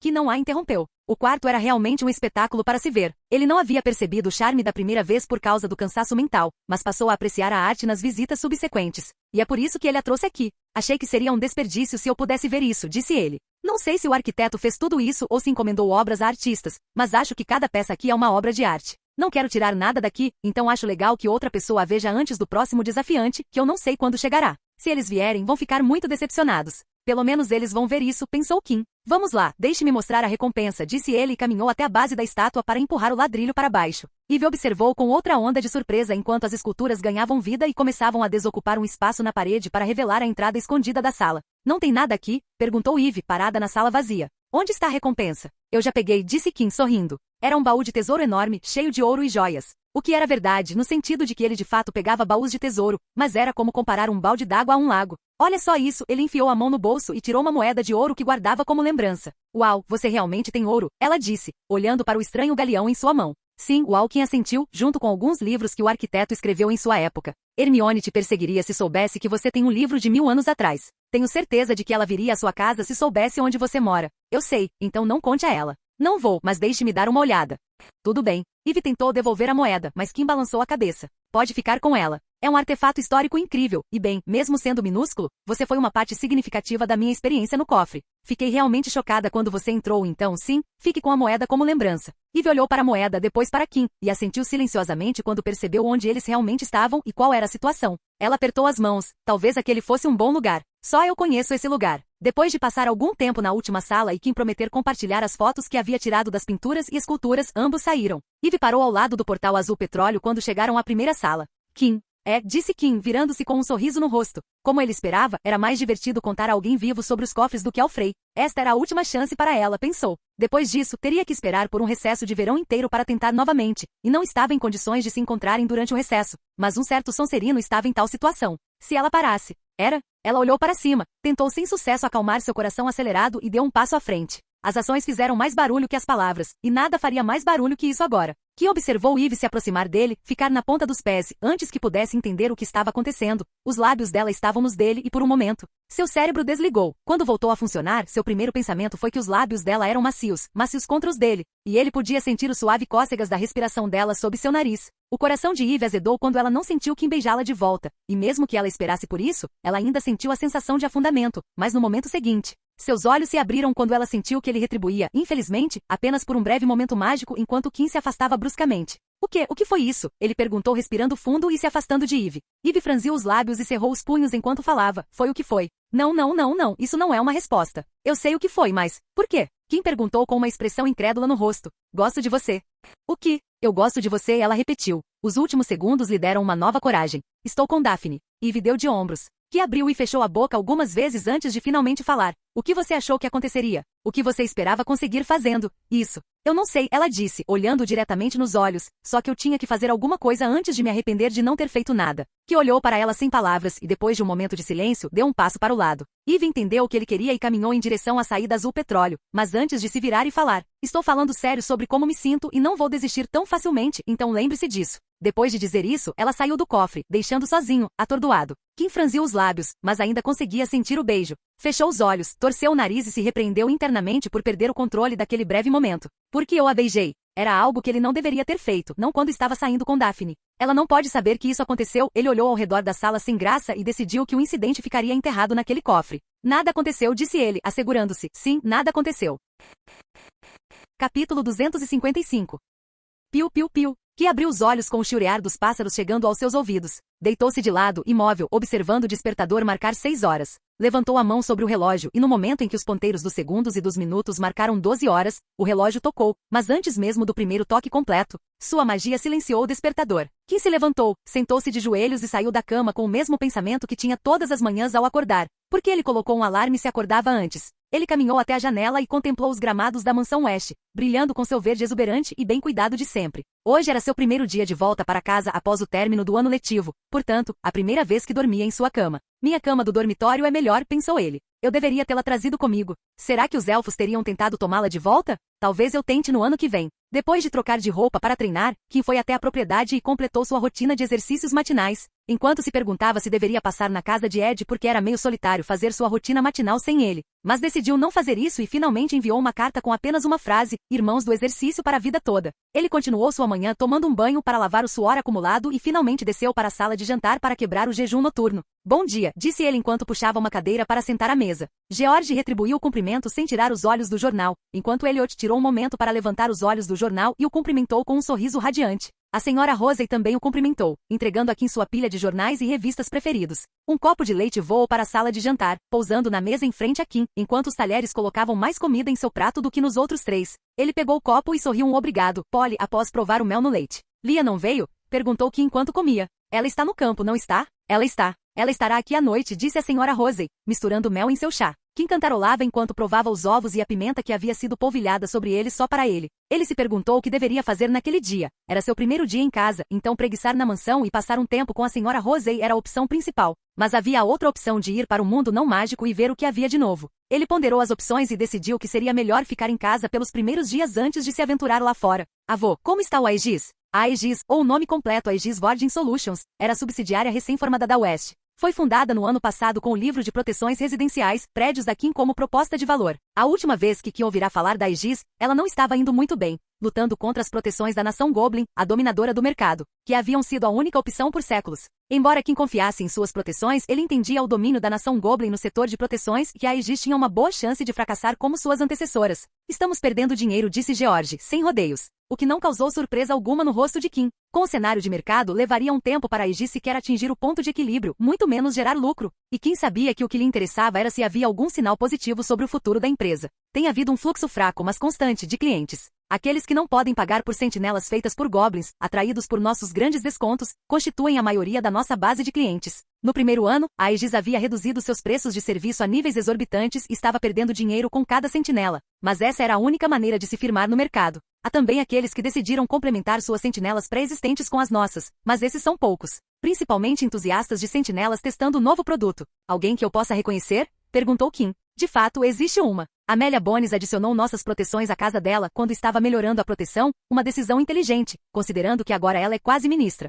Food havia sido expulso do cargo, as eleições para o próximo ministro estavam acirradas, e Amélia Bones venceria sem sombra de dúvida. As eleições eram apenas uma formalidade. É mesmo, murmurou Kim. Eram boas notícias, ótimas até. Alguém como chefe do DMLE, futuro ministro, usando o serviço da empresa deles era todo o apoio necessário para entrar no mercado de alto nível. E quanto à coisa que eu sugeri antes? Visar os pais de mágicos de primeira geração? Perguntou ele. Tem sido meio sucesso. Algumas pessoas adoraram ter proteções em volta de suas casas, enquanto outras recusaram nossos clientes assim que souberam o que estavam vendendo bateram as portas. Que assentiu com os lábios franzidos. Nem todos os mágicos de primeira geração se davam bem com seus filhos mágicos. Muitos se distanciaram de suas famílias por causa do mundo diferente em que viviam. A incapacidade de se relacionar e conversar sobre assuntos em comum causava rachaduras nos relacionamentos, e os pais não mágicos culpavam a magia por isso. Espero que pelo menos os pais com crianças menores estejam bem, pediu ele. São mesmo. Eles demonstram interesse, mas depois precisamos de muitas explicações da nossa parte para que entendam o que as enfermarias fazem e como funcionam, disse George. Mas graças aos seus roteiros, manuais e panfletos, o processo é muito mais fácil. Vendedores? Perguntou Kim. Para o lado não mágico, todos os mágicos de primeira geração. Excelente. É claro que a proteção em sociedades não mágicas tinha suas próprias limitações. Para obter a aprovação dos ministérios ao redor do mundo, onde a Aegis havia sido lançada no ano anterior, a empresa precisava implementar as redes de proteção de detecção em todo o país que permitiam o rastreamento dos focos usados por crianças menores de idade. Assim, por razões de segurança, Estatuto Internacional de Sigilo Mágico, crianças de primeira geração ainda não podiam usar magia em suas casas. Quando a conversa terminou, Elliot se intrometeu e perguntou, jovem mestre, o que você planeja fazer neste verão? Vai viajar de novo este ano? Cool. Tenho alguns planos para sair do país, mas vou ter que trabalhar 1 ou 2 dias antes de voltar para casa, disse Kim. Fora isso, pretendo ficar em casa. Onde você planeja visitar? Suíça. Estou planejando uma viagem para Basileia, na Suíça. George ergueu os olhos do jornal com um brilho interrogativo. Basel. Posso perguntar o motivo da visita? Que olhou para os 3 adultos e decidiu que aquele era um momento tão bom quanto qualquer outro. Se vocês 3 estiverem livres agora, eu gostaria de mostrar uma coisa a cada um. Ele olhou para George e disse, é o motivo da minha visita à Suíça. Os 3 adultos se entreolharam antes de concordarem. Polly chamou Kim, e a elfa doméstica da família West entrou na sala, ficando ao lado da cadeira de Kim, olhando para ele com seus olhos grandes e vívidos. Por favor, traga minha maleta do meu quarto, está no chão, no meu armário. Obrigada. Poppy saiu correndo e voltou meio minuto depois com a fiel maleta de Kim flutuando acima de sua mão. Kim agradeceu a Polly e colocou a maleta no chão. Com um aceno de mão, a maleta se expandiu e se transformou em um baú grande, grande o suficiente para ocupar 1/3 de uma cama de solteiro. A maleta grande se abriu e em vez do interior padrão com objetos comuns, a maleta tinha escadas que desciam para dentro. Quando todos vocês estiverem prontos, disse Kim, e o resto deles não estava pronto. Somente depois que todos tomaram café da manhã as 4 pessoas entraram na bagagem de Kim. Agora que penso nisso. É a primeira vez que entro aqui, disse Elliot, seguindo Kim. Eu também, disse a senhora Rosey, descendo com uma das mãos no corrimão. Esta também é a minha primeira vez, acrescentou George, completando o trio de visitantes de primeira viagem. Kim, junto com o grupo, caminhou por uma série de corredores com salas alinhadas. Teria sido bom se fosse só isso, já que era o que George, Elliot e a senhora Rosey esperavam, mas havia coisas que os chamavam a atenção. Ao longo do caminho, eles encontraram algumas portas anormais. Eles viram uma porta com runas gravadas em cada centímetro do painel e do batente. Ao passarem por outra porta, todos sentiram um frio congelante invadir seus corpos. Outra porta em seu caminho chacoalhava levemente em sua dobradiça constantemente. Eles passaram por outra porta, e ao contrário das outras que eram marrons, esta era de uma cor vermelho escarlate anormal. Depois havia 2 portas frente a frente, ambas abertas, mas eles não conseguiam ver nada lá dentro além da escuridão total. Quando perguntado sobre as portas bizarras, Kim respondeu, experimentos em andamento. Chegamos, disse Kim parado em frente a uma porta comum. Ele acendeu a luz do lado de fora, abriu a porta e fez sinal para que entrassem. George, Elliot e a senhora Rose entraram pela porta e estreitaram os olhos ao ver o conteúdo. À sua frente havia montes de moedas de ouro do tamanho de um quarto, baús de tesouro, estátuas, sacos abertos de joias e pedras preciosas. E vários objetos feitos de ouro. Só que tudo no quarto estava encolhido e de forma muito agressiva. George pegou uma moeda do monte, e ela era do tamanho de um pequeno alfinete. Ele olhou para a moeda encolhida e depois para os montes. Sua mente fez alguns cálculos aproximados, e o resultado o fez respirar fundo. Ele se virou para o neto com os olhos arregalados. Kim, de onde você tirou todo esse ouro? Isso é muito ouro. Ele olhou para os sacos de joias e mais uma vez sua mente acrescentou valor. Demorou um pouco mais, mas Elliot e a senhora Rosey também pararam diante da enorme riqueza em ouro e joias. Para qualquer um deles, era a primeira vez que viam tamanha riqueza em um lugar fora de um de seus inúmeros cofres bancários. Eu embarquei em uma aventura dentro de Hogwarts, disse Kim sorrindo. O fim dessa aventura foi um salão gigante cheio de tesouros de ouro, todos para eu reivindicar. George estreitou os olhos para o neto. Você quer dizer um daqueles cofres sobre os quais você nos contou? Kim assentiu. Ele havia contado a George sobre os cofres após o sequestro do Sim e aos outros membros em épocas subsequentes. E embora soubessem da existência dos cofres, não tinham acesso ao seu conteúdo, os desafios, as recompensas, os perigos que ele enfrentava e seus ferimentos. Então é por isso que você quer ir para Basileia, disse a senhora Rosey, que assentiu. Não adianta todo esse ouro ficar aqui acumulando poeira. Seria melhor colocar toda essa riqueza nos meus cofres, colher os juros e canalizá-los para investimentos. Eu também gostaria de começar a fazer meus próprios investimentos. George pareceu imediatamente interessado. O que você tem em mente?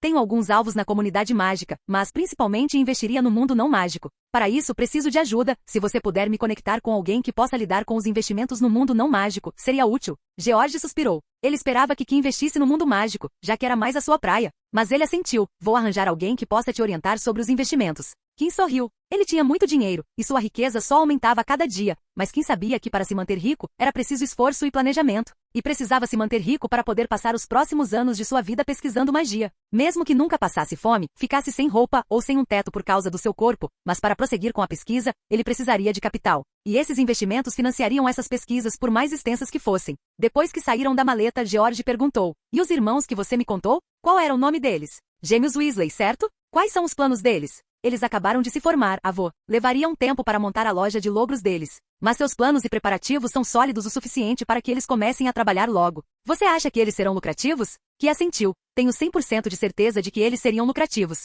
Afinal, eu não só planejei o negócio deles, como também os ajudei com o produto. Somando isso à competência deles, não há chance de o negócio deles fracassar. George colocou a mão no ombro de Kim, olhou nos olhos e falou com ar satisfeito. Estou orgulhoso de você, filho. Obrigado. Então vou confiar em você e investir a mesma quantia do dinheiro da família nas mesmas áreas que você. É mesmo? Mas estou planejando investir muito dinheiro. Não se preocupe, eu tenho muito disso. Canal Escute Áudio Novel. Capítulo 256. Uma brisa suave soprava numa charneca com colinas onduladas e vegetação rasteira, com nuvens voando baixo no céu acima, flutuando descuidadamente com o vento que farfalhava os arbustos raquíticos e o tapete de flores roxas e vermelhas das urzes em flor. Nas profundezas daquelas terras, longe dos animais pastando e dos pastores, Kim estava sozinho, sem um som além do canto ocasional de um pássaro pousado em uma árvore raquítica. Este lugar se tornou um ponto de visita de rotina para ele nas 2 semanas em que Kim esteve lá com o propósito de ficar sozinho, longe de todos os olhares curiosos. Vamos tentar mais uma vez, disse ele, olhando para o chão. Uma leve brisa soprou, e a grama ao redor dos pés de Kim se curvou para longe dele. Kim apertou os pés, e o vento sob seus pés ficou mais forte. Os fios de grama agora estavam paralelos ao chão onde haviam fincado suas raízes. Certo, hora de inflar. Com uma explosão de magia, as forças dos ventos, carregadas de força, arrancaram os pés de Kim da grama. Ele ficou parado, com as costas retas e os pés unidos como um soldado em posição de sentido. Kim manteve o queixo ereto, mas seus olhos fitavam o chão, afastando-se lentamente. Lembrou-se dos primeiros dias, quando até mesmo a tarefa inicial de tirar os pés do chão era uma tarefa árdua, na qual ele falhava inúmeras vezes. Inúmeras para outros, ele sabia exatamente quantas vezes falhava. Ok, está indo bem, murmurou ele, e foi aí que tudo parou de funcionar. Kim havia dominado a parte de se levantar do chão, mas o que faltava era a manobrabilidade. Ele não conseguia se virar ou, na verdade, se mover em nenhuma direção que não fosse para cima. Pela enésima vez, tentou se mover, mas imediatamente os ventos ficaram descontrolados e seu corpo em ascensão entrou em frenesi. Ele suspirou, havia gritado muito em choque nas últimas 2 semanas, mas agora não se importava mais com isso. Uma luz azul cobriu seu corpo, interrompendo seu impulso, e o guiou suavemente para o chão. Com o corpo estendido no chão, que olhava para o céu azul, os lábios pressionados em uma linha branca. Desde a 3ª sala do cofre do arquiteto, onde alcançara o voo em estado de fúria, Kim sabia que poderia alcançá-lo novamente, e desta vez sem a raiva alimentando sua magia. Ele se sentou ereto e pensou nas últimas 2 semanas de fracassos contínuos em tentar voar através da magia do vento. De acordo com a classificação pessoal de Kim, havia 2 maneiras de realizar uma tarefa por meio da magia. A primeira era o que ele chamava de método direto, enquanto a outra ele chamava de método indireto. Para dar um exemplo, cortar um objeto por meio de um feitiço de corte era o método direto, enquanto cortar com uma lâmina de vento era o método indireto. O mesmo se aplicava ao voo. O método de voo de Kim era o indireto, através da magia do vento. Será que o método de Voldemort é o método direto, ou se ele também é um método indireto? Pensou. O método direto para voar seria um feitiço, magia criado exclusivamente para voar, e embora Kim soubesse pela tradição que Voldemort havia alcançado o voo, ele não sabia se era o voo verdadeiro. Tanto faz, não que ele vá me contar se eu perguntar, Kim se levantou do chão. Ou talvez ele diga se eu pedir com educação e delicadeza. Junte-se a ele, ele riu, tá. Kim balançou a cabeça e se levantou, esticou os braços e começou a praticar. Os ventos se contorceram sob sua influência, recuperando o poder para cumprir suas ordens. Seu corpo se ergueu no ar como sempre, e como sempre, seu controle foi destruído. O que estou perdendo? Suspirou ele, e só para variar, em vez de usar o Arresto Momentum, conjurou uma bolha ao redor de si, com o corpo travado no centro, sempre olhando para cima. A bolha ricocheteou no chão, saltando livremente pelos pântanos, sem uma direção definida em mente. Não me diga que é algo tão clichê assim, não é? Que estourou a bolha e caiu de pé. Não custa nada tentar, disse ele. Então, como foi? O vento é livre, o vento é ilimitado, o vento é irrestrito. Vamos ver se o jargão funciona. Kim relaxou os músculos do corpo, mudando sua postura rígida para a mais relaxada possível. O vento soprava e Kim franziu as sobrancelhas. Manter o corpo relaxado parecia contraditório com o que estava fazendo. Ele interrompeu a subida e manteve o corpo pairando a apenas 30 centímetros do chão. Thomas Edison disse certa vez, eu não falhei. Apenas encontrei 10.000 maneiras que não funcionam. E as palavras do homem tocaram Kim, ele não era estranho ao fracasso. Provavelmente falhava mais do que qualquer pessoa diariamente. Mas cada fracasso dava a Kim alguma percepção do que ele estava fazendo de errado. Ele pensou no que foi compartilhado em suas inúmeras tentativas fracassadas. Como eu encaro o voo? Pensou ele. Não era como um pássaro, não, era um princípio diferente. O princípio de voo dos aviões também não funciona. Mochila jato? Bem, sim, tenho usado propulsão para ganhar altitude, mas tenho feito mais do que uma simples mochila jato. O método de voo do jetpack era o mais próximo de sua aplicação, mas um jetpack real não era versátil o suficiente para se igualar aos seus equivalentes fictícios. E ele queria essa versatilidade. Existe um método para atingir essa versatilidade? Uma ideia lhe ocorreu. Foi uma inspiração. Uma inspiração estranha, uma inspiração de um momento inoportuno, de um momento que ele jamais imaginou que encontraria inspiração. A lembrança de seu corpo saltando da torre de astronomia surgiu em sua mente. Ele se lembrou da visão do rosto em pânico de Friar e do que sentiu naquele momento. Havia um pensamento adormecido de confiar em sua magia, mas havia outro, pairando na sombra do primeiro pensamento. Entregue-me a minha magia. Naquele momento era apenas Kim sua magia e, de certa forma, ele havia cedido o controle que mantinha tão firmemente. Vamos tentar, pensou ele com suas intenções evidentes em seus olhos claros. Kim relaxou completamente o corpo e, em vez de usar os músculos para controlar o corpo, usou o vento. Seu rosto, que havia se curvado para baixo por estar perdendo força no pescoço, ergueu-se com os ventos. Como uma marionete, os ventos controlavam seu corpo. Na terminologia de Kim, ele estava usando o método indireto para controlar seu corpo. Usar os músculos era um método direto, enquanto usar o vento era um método indireto. Isso é desconfortável, ele disse, mas podemos trabalhar nisso. Mas estava funcionando. Ele sentia que conseguiria voar livremente se tentasse naquele momento. Vamos voar, um sorriso apareceu, e os ventos tomaram conta. Com alguns fios de grama arrancados abaixo dele, Kim voou, não apenas acendeu, como também começou a girar em direções diferentes. Virou paralelo ao chão e, com um pensamento, lançou-se para frente como um super-herói voador. Ele gritou enquanto se contorcia e se virava no céu. Era emocionante e excitante. Era como voar em sua forma animaga, mas um pouco diferente. Em sua forma animaga, voar era algo natural depois de um tempo, sem muito esforço, mas continuar voando exigia esforço. Isso é desconfortável, disse Kim pairando no ar. Seus movimentos eram instáveis e se ele se virasse rápido demais, seu corpo se curvava abruptamente e doía. Preciso encontrar um método para corrigir isso. Como eu fiz isso no cofre? Ele fechou os olhos, pensou no cofre e iniciou um processo simples de pensamento de 3 etapas: observar, refletir e criar. Relembrou que fizera instintivamente durante sua fúria. Já havia feito isso antes, mas agora esperava obter insights adicionais com um avanço. Em sua memória, ele sentiu o vento contra a pele. Era semelhante ao que sentia agora, mas era diferente. É mais pesado, pensou e refletiu sobre sua observação. É como se eu estivesse deslocando o vento para dentro da esfera. Em fúria, ele formou uma esfera de vento giratório de alta velocidade, mas isso não era possível em sua forma padrão. Essa esfera exigia muita magia e concentração para se manter operacional e era mais resultado do desejo de Kim por segurança, sendo a principal característica da esfera de vento a proteção e o voo um subproduto. Sua mente então o levou ao grande lago, especificamente a forma como ele usava magia aquática para nadar. Ele se cobria com uma lágrima de água calma e manipulava, empurrava a água ao redor para se mover. Kim se perguntou se conseguiria aplicar o mesmo método aqui, durante o voo. Ok, chega por hoje, disse Kim antes de voltar o olhar para o horizonte. Agora era a hora de testar. Ele se tornou invisível e partiu. Voou a uma distância acima da árvore, a 20 metros do chão, observando a paisagem que passava zunindo por ele, as colinas, as vacas, os búfalos, as ovelhas. Seus pastores, os montes rochosos, entre outras coisas típicas da charneca. Que adentrou o campo com casas e pequenas comunidades e sobrevoou as pessoas que viviam suas vidas, deixando para trás apenas uma rajada de vento no chão. À medida que Kim aumentava a velocidade, começou a sentir a resistência do vento. Não conseguia manter os olhos abertos e quando tentou, eles secaram imediatamente, enquanto o vento que batia em sua pele começou a arder. Kim decidiu aplicar seu método de natação e criou uma bolsa de ar ao seu redor para resolver o problema, o que impediu que os ventos fortes e velozes o atingissem. Ele sorriu. Com o problema resolvido, ele acelerou, voando mais rápido que qualquer helicóptero e até mais rápido que alguns pássaros velozes. Naquele dia, havia fofocas em alguns lugares onde as pessoas ouviam gritos agudos vindos do céu, passando zunindo por elas, mas quando olhavam para cima, não havia nada. Logo, as fofocas de lugares distantes se comunicaram, e perceberam que não eram seus ouvidos que zumbiam. Foi captado por um programa matinal na rede de TV a cabo e foi categorizado como um professor de OVNIs, avistamento extraterrestre. Kim conseguiu voar. Quebra de cena.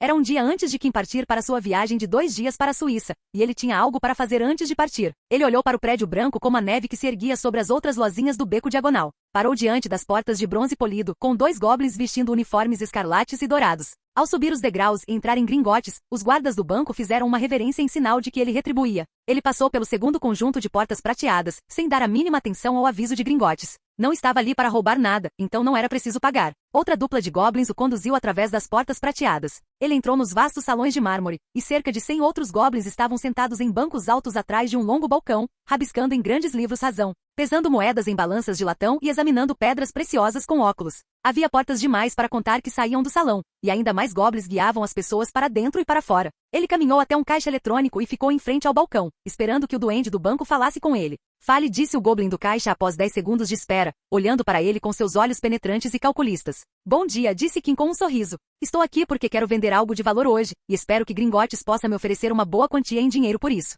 O contador de goblins Hifoco olhou para o humano à sua frente. Para sua espécie, era difícil distinguir humanos de outros humanos, a não ser por alguma característica marcante, ou se fosse alguém famoso. Para Hifoco, que era treinado para identificar humanos por causa de suas profissões, ele concluiu que o humano à sua frente era uma criança humana. Hifoco estreitou os olhos. Ele estava cético se este Kim teria algo de valor, como Kim afirmou. O que você quer vender? Perguntou Hifoco, sem rodeios. Kim sorriu e tirou dos bolsos uma caixa de veludo roxa do tamanho da palma da mão, colocando-a no balcão do Goblin. Kim gesticulou para que o Goblin fosse em frente e desse uma olhada na caixa. O Goblin pegou a caixa, mas quando a abriu, não era um anel como ele esperava. Em vez disso, havia uma moeda de ouro sobre a almofada de veludo. Isto, proferiu Hifoco, olhando para a moeda em sua mão. Cada moeda de Gringotts cunhada no banco era encantada com uma magia especial para fins de identificação. Esse feitiço era lançado apenas por goblins que trabalhavam na parte de cunhagem de Gringotts, e os humanos não tinham conhecimento do feitiço. Apenas que Gringotts era capaz de identificar quais moedas eram verdadeiras. Então, quando Hifoco olhou para a moeda em sua mão, que ostentava um desenho que ele não reconheceu, pensou que fosse falsa.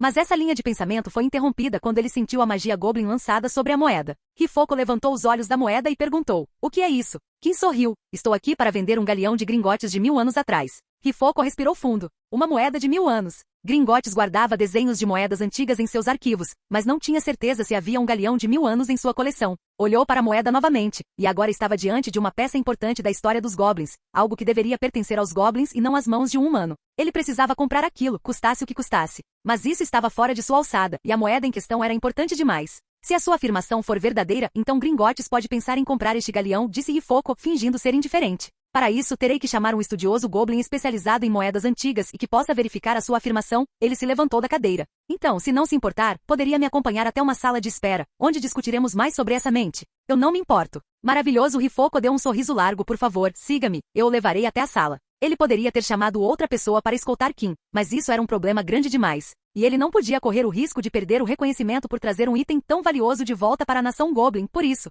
Hifoco decidiu ficar com Kim durante todo o processo. Mostre o caminho, disse Kim sorrindo. Mas eu tenho outro pedido. Sim, não seja tímido, por favor, conte-nos. Enquanto espero, seria ótimo se eu pudesse discutir o assunto com o gerente do meu cofre. Isso pode ser combinado. Diga-me o nome do seu gerente e precisarei da chave do seu cofre. O nome do gerente do meu cofre é Bloodpeak. Kim entregou a chave a Hifoco e o Goblin assentiu logo em seguida. Parece que tudo está em ordem. Vou mandar Bloodpeak encontrá-lo o mais rápido possível. O Goblin olhou para Kim enquanto atravessavam os muitos portões. Peço desculpas, ainda não sei seu nome, que vergonha para mim. Meu nome é West, Kim West. Capítulo 257.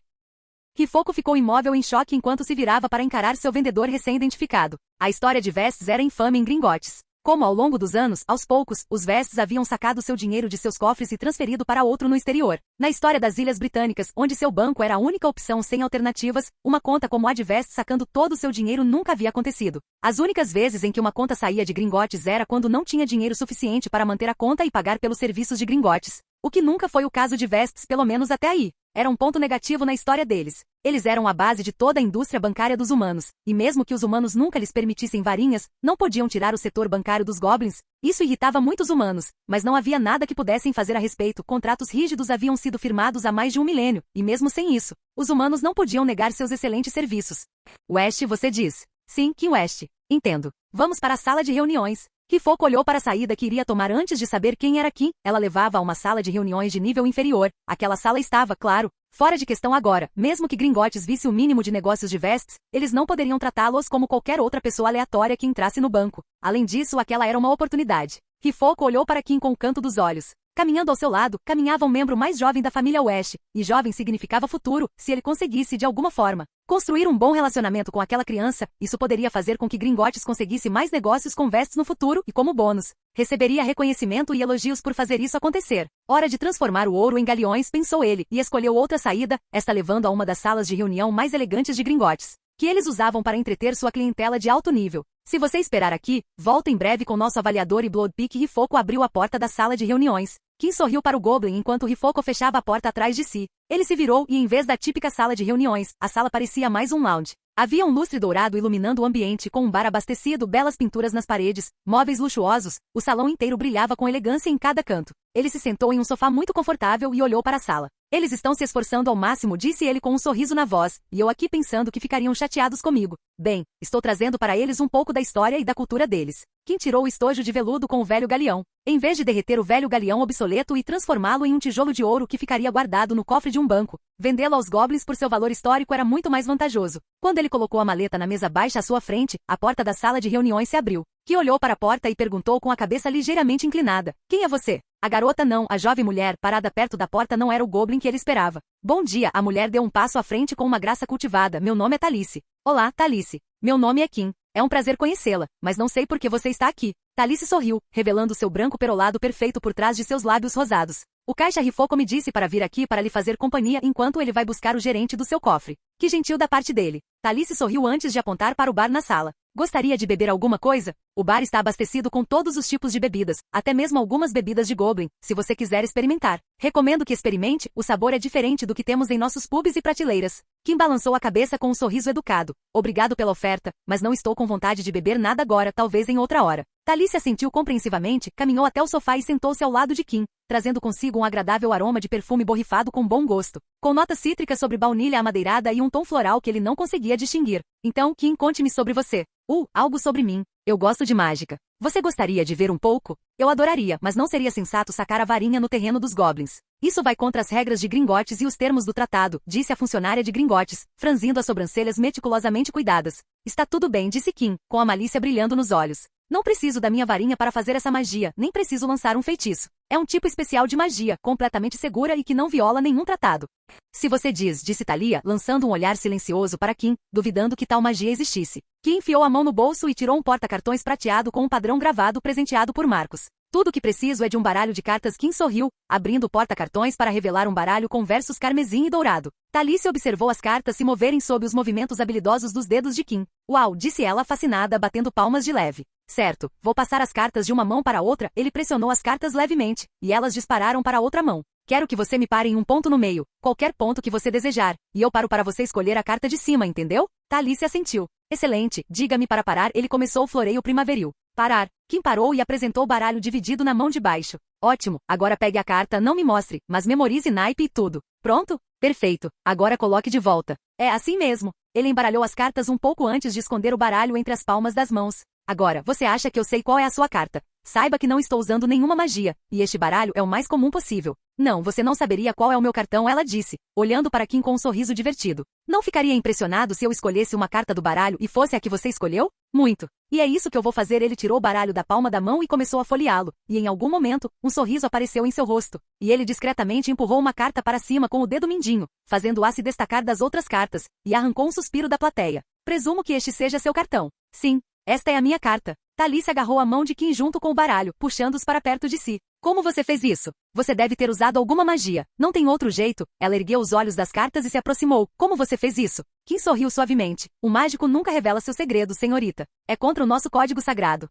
Você pode me contar, por favor? Não vou contar a mais ninguém, prometo. Peço desculpas, mas não posso. Mas que tal eu te interessar em outro? Talice soltou a mão de Kim. Sim, por favor, seus olhos brilhando como os de uma criança animada. Certo, vou pedir novamente que você escolha uma carta do baralho. Kim espalhou as cartas em um leque, com as cartas voltadas para Talice para ela escolher, que escolheu uma carta e a olhou antes de devolvê-la, seguindo as instruções de Kim. Agora vou espalhar e embaralhar tudo sobre a mesa, só para ter certeza de que não trapaceei de forma alguma. Kim colocou o baralho sobre a mesa e embaralhou cuidadosamente com as palmas das mãos. Que tal, só para ser mais cuidadoso, você também embaralhar bem? Talice se inclinou para a frente, seu colar de prata pendurado em seu pescoço exposto e seu top levemente decotado. Bom, agora preste atenção nas minhas mãos para garantir que não estou usando nenhum truque. Ela sentiu, e seus olhos permaneceram fixos na mão de Kim que pairava sobre o baralho de cartas. Kim de repente colocou o dedo sobre uma carta. Eu sinto, está é a sua carta. Tenho certeza disso. Ele girou levemente a borda da carta para virá-la e revelar um as de ouros. Não, essa não é a minha carta. Talice saltou no mesmo lugar, batendo palmas. Haha, você está errado.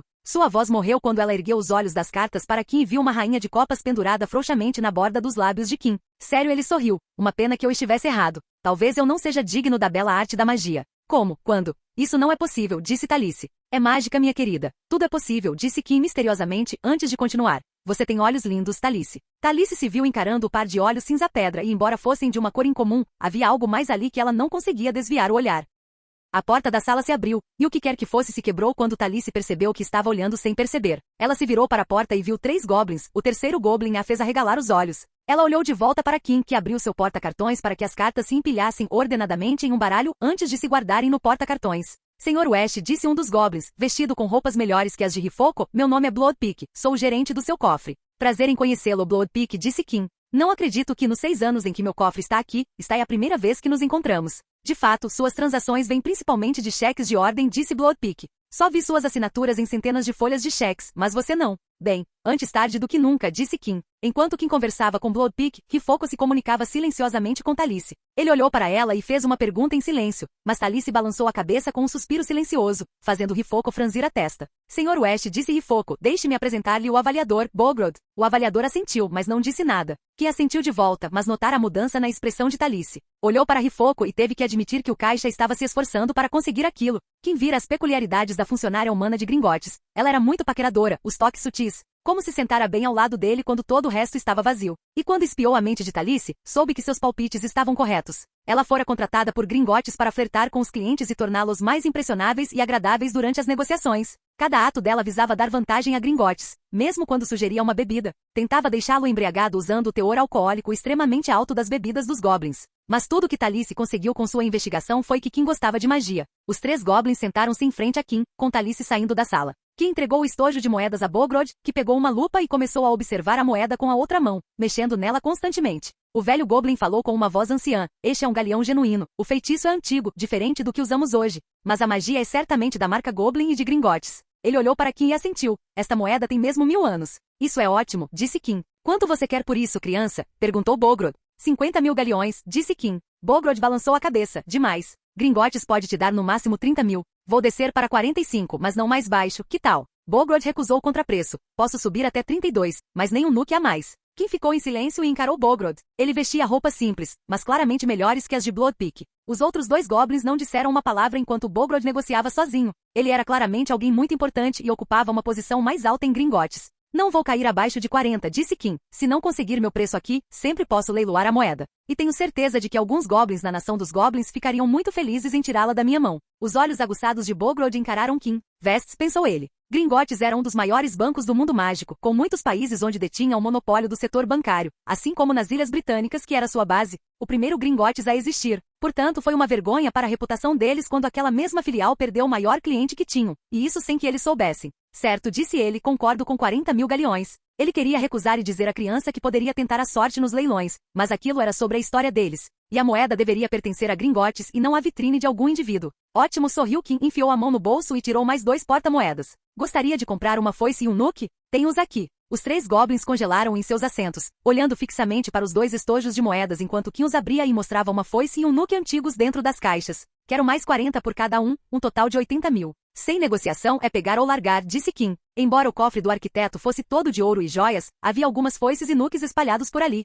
Nós o levaremos, disse Bogrod, suspirando. Excelente, 120.000 galeões, nada mal para um dia, nada mal mesmo. Foi bom fazer negócios com Gringotes, disse Kim. Obrigado por nos devolver isso, disse Bogrod. Ele não se incomodou com o dinheiro que havia trocado de mãos, para Gringotes, era algo muito grande, mas receber as moedas era um acontecimento significativo. Foi um prazer. Sei da importância dos artefatos históricos, então estou feliz que essas moedas tenham voltado para a nação Goblin. Bogrod assentiu, pegou as moedas e silenciosamente começou a observá-las. Era a indicação de que seu trabalho ali estava concluído. A partir daí Bloodpick assumiu. Os galeões serão depositados em seus cofres, Sr. West. Ah, por favor, não faça isso, disse Kim. Levarei os galeões comigo, e agora que você tocou no assunto, gostaria de conversar com você sobre o motivo do encontro. Meu cofre passará a ficar somente em meu nome. Quando seu cofre foi montado antes de seu primeiro ano em Hogwarts, o cofre era uma conta conjunta entre Kim e a senhora Rose, porque ela cuidava dessa parte das finanças, e ela depositava uma quantia definida todo mês na conta de Kim como parte de sua mesada. Mas depois de receber a fortuna do arquiteto, Kim decidiu parar de receber mesada da família, mais um passo em direção à sua independência. Ele discutiu com o avô sobre sua decisão, que não queria o dinheiro, enquanto George queria continuar recebendo a mesada. Kim argumentou que tinha seus royalties e sua riqueza recém-adquirida, portanto não precisava de mesada. Enquanto George permanecia inflexível ao afirmar que Kim ainda estava na escola e que era sua responsabilidade, George, sustentá-lo até o dia em que Kim estivesse pronto. O que, segundo George, não seria antes do aprendizado de Kim com a Landa Badeley, se Kim estivesse pensando corretamente. George continuaria a mantê-lo com uma mesada se ele fizesse mais aprendizados após o primeiro, algo que Kim havia considerado. Depois de 1 hora de idas e vindas, o neto e o avô chegaram a uma decisão mútua, que não receberia uma mesada mensal, assim como Lia, que também parou de receber mesada quando se formou e conseguiu um emprego, mas Kim, assim como sua irmã, ganharia um fundo fiduciário em seu nome, ao qual seriam adicionados fundos regularmente. E esses fundos adicionados regularmente cresceriam por meio de investimentos administrados por uma equipe de gestores de fundos empregados por West. Esses fundos fiduciários eram para os dois irmãos. Assim, se um dia precisassem de dinheiro para emergências, poderiam recorrer a eles e sacá-los sem precisar pedir a ninguém, nem mesmo a George. O que em essência ainda era uma mesada, mas com etapas extras.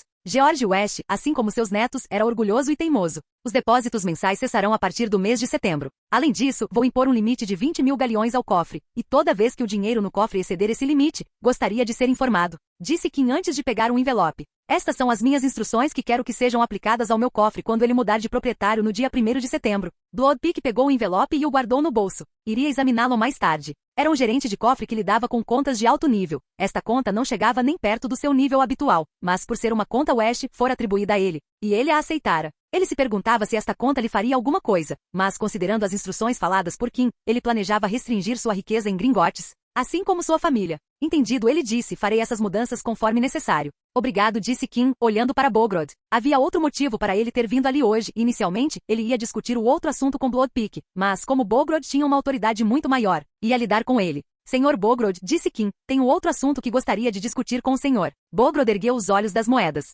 Sim? O que foi? Perguntou, sentindo-se feliz com os ganhos do dia. Quero falar com você sobre isso. Kim entregou um pedaço de papel ao Goblin. É só para você ver. Bogrod pegou a folha e a desdobrou, e havia uma única palavra nela. Deixe-nos em paz, disse o velho Goblin, com uma voz mais grave para um Goblin. Hifoco e Bloodpeak olharam para Bogrod, estupefatos com a ordem repentina, mas a seguiram mesmo assim, deixando com Kim. O que o levou a tocar nesse assunto? Perguntou Bogrod com a voz sombria. Ele virou a folha e mostrou a Kim a palavra que havia escrito. Horcrux.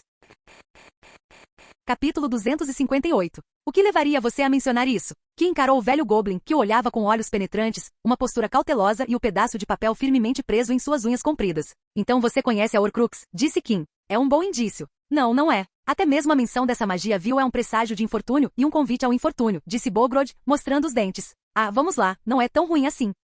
Bogrod amassou o papel na mão e bateu com o punho na mesa. Não é tão ruim assim, garoto. Falar dessa magia vil como se não fosse nada sério só pode significar que você não sabe nada sobre ela. Eu sei, Sr. Bogrod, disse Kim, entrelaçando os dedos sobre as coxas. Horcrux, a magia pela qual um mago corta uma parte de sua alma através do ato de assassinato a sangue frio e esconde essa parte da alma em um objeto fora do corpo, prendendo assim a alma principal ao plano dos vivos, mesmo que o invólucro mortal seja destruído, alcançando assim a imortalidade, ou pelo menos um tipo de imortalidade. Bogrod olhou para Kim com olhos atordoados. Então, Sr. Bogrod, eu sei o que é uma Horcrux e porque ela é considerada uma das magias mais vis que existem. Bogrod não moveu um centímetro de seu músculo, seu olhar observando atentamente a criança humana à sua frente. O que ele imaginara ser um dia glorioso para trazer uma parte histórica de sua cultura estava se transformando em algo completamente diferente. Ele tinha certeza de que, depois de anos, quando olhasse para aquele dia, essa conversa lhe viria à mente antes da lembrança de obter um pedaço milenar de seu legado. Pergunto de novo, rapaz. Por que você tocou nesse assunto? Goblins, a raça nesta terra que detém o conhecimento supremo sobre maldições e como quebrá-las.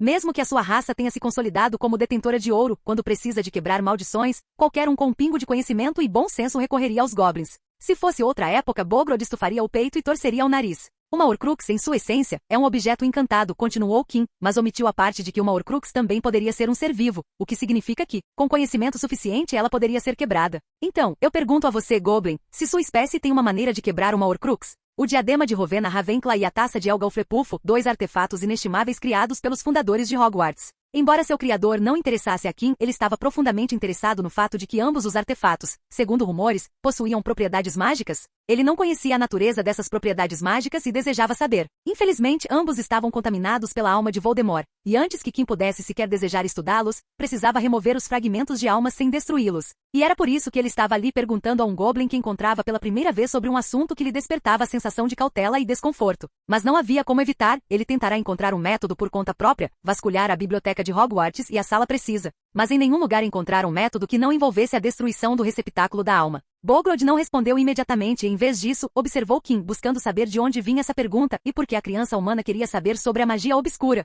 Onde ele havia aprendido sobre sua existência, ele desejava criar um Horcrux. Não quero criar uma Horcrux, Goblin disse Kim, assustando Bogrod. Não fique surpreso, está escrito na sua cara. Além disso, respeito a santidade da minha alma para dividi-la e mantê-la fora do meu corpo. Só de pensar em dividir a alma, Kim sentiu nojo, era a única coisa que ele trouxera consigo para este mundo, a única posse que realmente lhe pertencia. Como posso acreditar em você? Perguntou Bogrod. Não precisa acreditar em mim, disse Kim. Se eu quisesse criar uma Horcrux, não teria pedido a você, um Goblin de alto escalão, enquanto estava sentado em solo Goblin dentro de Gringotts, com várias pessoas sabendo do nosso encontro. Não, eu teria encontrado um Goblin que soubesse da Horcrux, o encontrado em segredo, e depois de obter a informação, o matado para garantir que meu segredo permanecesse para sempre em segredo. Agora, Sr. Bogrod, diga-me, o tipo Goblin conhece algum método para destruir uma Horcrux? Bogrod e Kim se encararam longamente antes de o primeiro suspirar. Não, não temos um método para destruir uma Horcrux. Tentamos encontrar um método, mas nunca conseguimos descobrir como livrar um objeto da alma. A magia dos esquecidos por Deus usa a alma etérea para proteger objetos terrenos.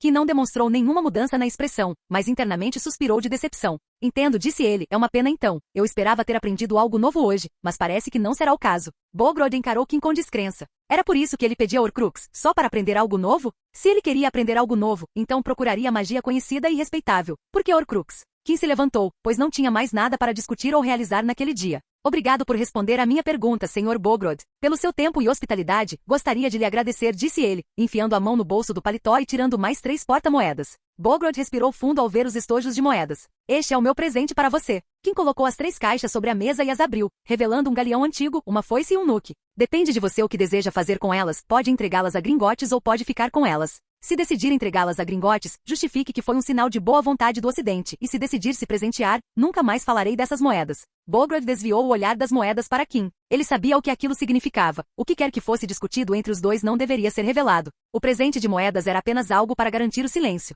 Foi um prazer conhecê-lo, Bogrod disse Kim sorrindo. Espero que quando outra oportunidade como esta surgir, possamos fazer negócios novamente. Afinal, havia algo mais que ele queria dos Goblins. Simplesmente não era o momento certo para obtê-lo, mas quando o momento certo chegasse, ele voltaria e o pegaria.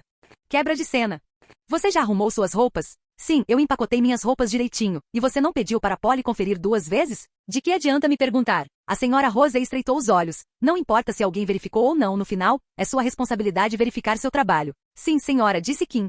Você garantiu o ouro? Kim levantou sua maleta. Está tudo aqui. E o ouro para seu uso? Tenho bastante dinheiro nos bolsos. Ela assentiu, satisfeita. Seu Kim já tinha crescido, então isso já era o suficiente. Elliot entrou no corredor com a porta principal da mansão West. Parece que você está pronto, disse ele, erguendo um pequeno broche de lapela. Estou com a chave de portal pronta. Que assentiu antes de se virar para a senhora Rose e abraçá-la. Volto em alguns dias. Segure a barra por mim. A senhora Rose bufou enquanto retribuía o abraço de Kim. Bom, disse Kim encerrando o abraço. Virou-se para Elliot e disse, vamos lá. Os dois saíram da mansão e começaram a caminhar em direção aos portões da propriedade. Isso me traz lembranças, disse Kim. Sempre que saio do país, você sempre me acompanha. Elliot riu baixinho. Parece que é esse o caso. Espero que continue assim. Parece uma boa tradição para mim. Então, há algo especial que você gostaria de fazer na Suíça? Kim balançou a cabeça. Não, quero voltar assim que meu trabalho estiver pronto. Estou no meio de um projeto, e sair de férias com o projeto em andamento não me cai bem. Um projeto? Sim, estou trabalhando no QASP deste ano. Estou quase terminando, mas há alguns problemas que preciso corrigir e algumas runas para consertar. Está em uma fase crucial, então voltarei para completá-lo.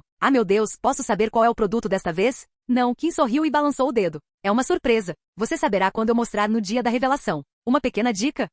O que vou apresentar já existe. Estou apenas dando o meu toque pessoal. Tenho trabalhado nisso lentamente há alguns anos. Foi só no último ano que o projeto ganhou ritmo. Eles chegaram aos portões forjados, que acenou com a mão e os portões de ferro se abriram com um rangido. É isso aí, disse Elliot, aproximando-se de Kim para prender o broche de lapela no terno dele. Você será recebido por um dos nossos funcionários responsáveis pelos nossos cofres e dinheiro na Suíça. Ele deve ser uma pessoa de alto escalão no ramo, disse Kim, pensando em um diretor financeiro. Ela disse Elliot, a pessoa que você vai conhecer é uma mulher. Ah, é mesmo? Peço desculpas por presumir o gênero deles. Qual é o nome deles? Helena Berenberg, disse Elliot. Quebra de cena.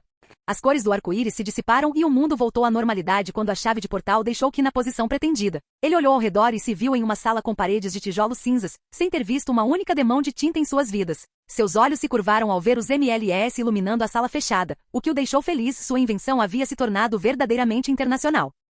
O som de alguém pigarreando chamou sua atenção, e ele se virou para ver uma mulher de cabelos castanho escuros, vestida com um elegante traje bruxo bordado, com um broche no peito. Ela parecia ter por volta de 40 e poucos anos, o que significava que tinha pelo menos 80 anos, mas esse era o melhor palpite que Kim conseguia dar. Ao lado dela estavam dois homens, aparentando ser um pouco mais jovens do que ela e assim como ela trajavam vestes elegantes. Olá, Kim caminhou até eles e perguntou à mulher no meio, você é Helena Berenberg? A mulher assentiu, eu sou mesmo Helena Berenberg, e você é Kim West. Sou eu, disse Kim, agarrando a mão oferecida por Helena e beijando-a. Bem-vindos à Suíça, disse ela antes de apontar para seus dois associados. Aqui estão meus segundos em comando, Gusler e Seiler, que acenou para os dois homens e apertou suas mãos. Onde estamos? Perguntou Kim, olhando para o quarto. Por que a chave de portal foi planejada para chegar a este lugar? Helena sorriu. Na verdade, esta é uma das salas do porão que nossa sede designou como ponto de chegada para chaves de portal. O motivo de sua aparência sóbria é para tornar a diferença ainda mais impactante. O que você quer dizer? Ele perguntou, inclinando a cabeça. Seria melhor se você visse, disse Helena, apontando para a saída da sala que tinha um lance de escada subindo. E assim eles subiram, e depois de passarem por um corredor, entraram no prédio principal, e Kim entendeu do que Helena estava falando. Kim já tinha visto muitos prédios com estéticas interiores deslumbrantes, mas a sede West na Suíça era facilmente um dos prédios mais cativantes que ele já vira. Teto alto sustentado por colunas que levavam a tetos coroados com desenhos dourados embelezando cada canto do teto e até mesmo as paredes. Revestidas de estátuas e esculturas, lustres luxuosos e imponentes, abastecidos com lâmpadas MLE, iluminavam o belo saguão.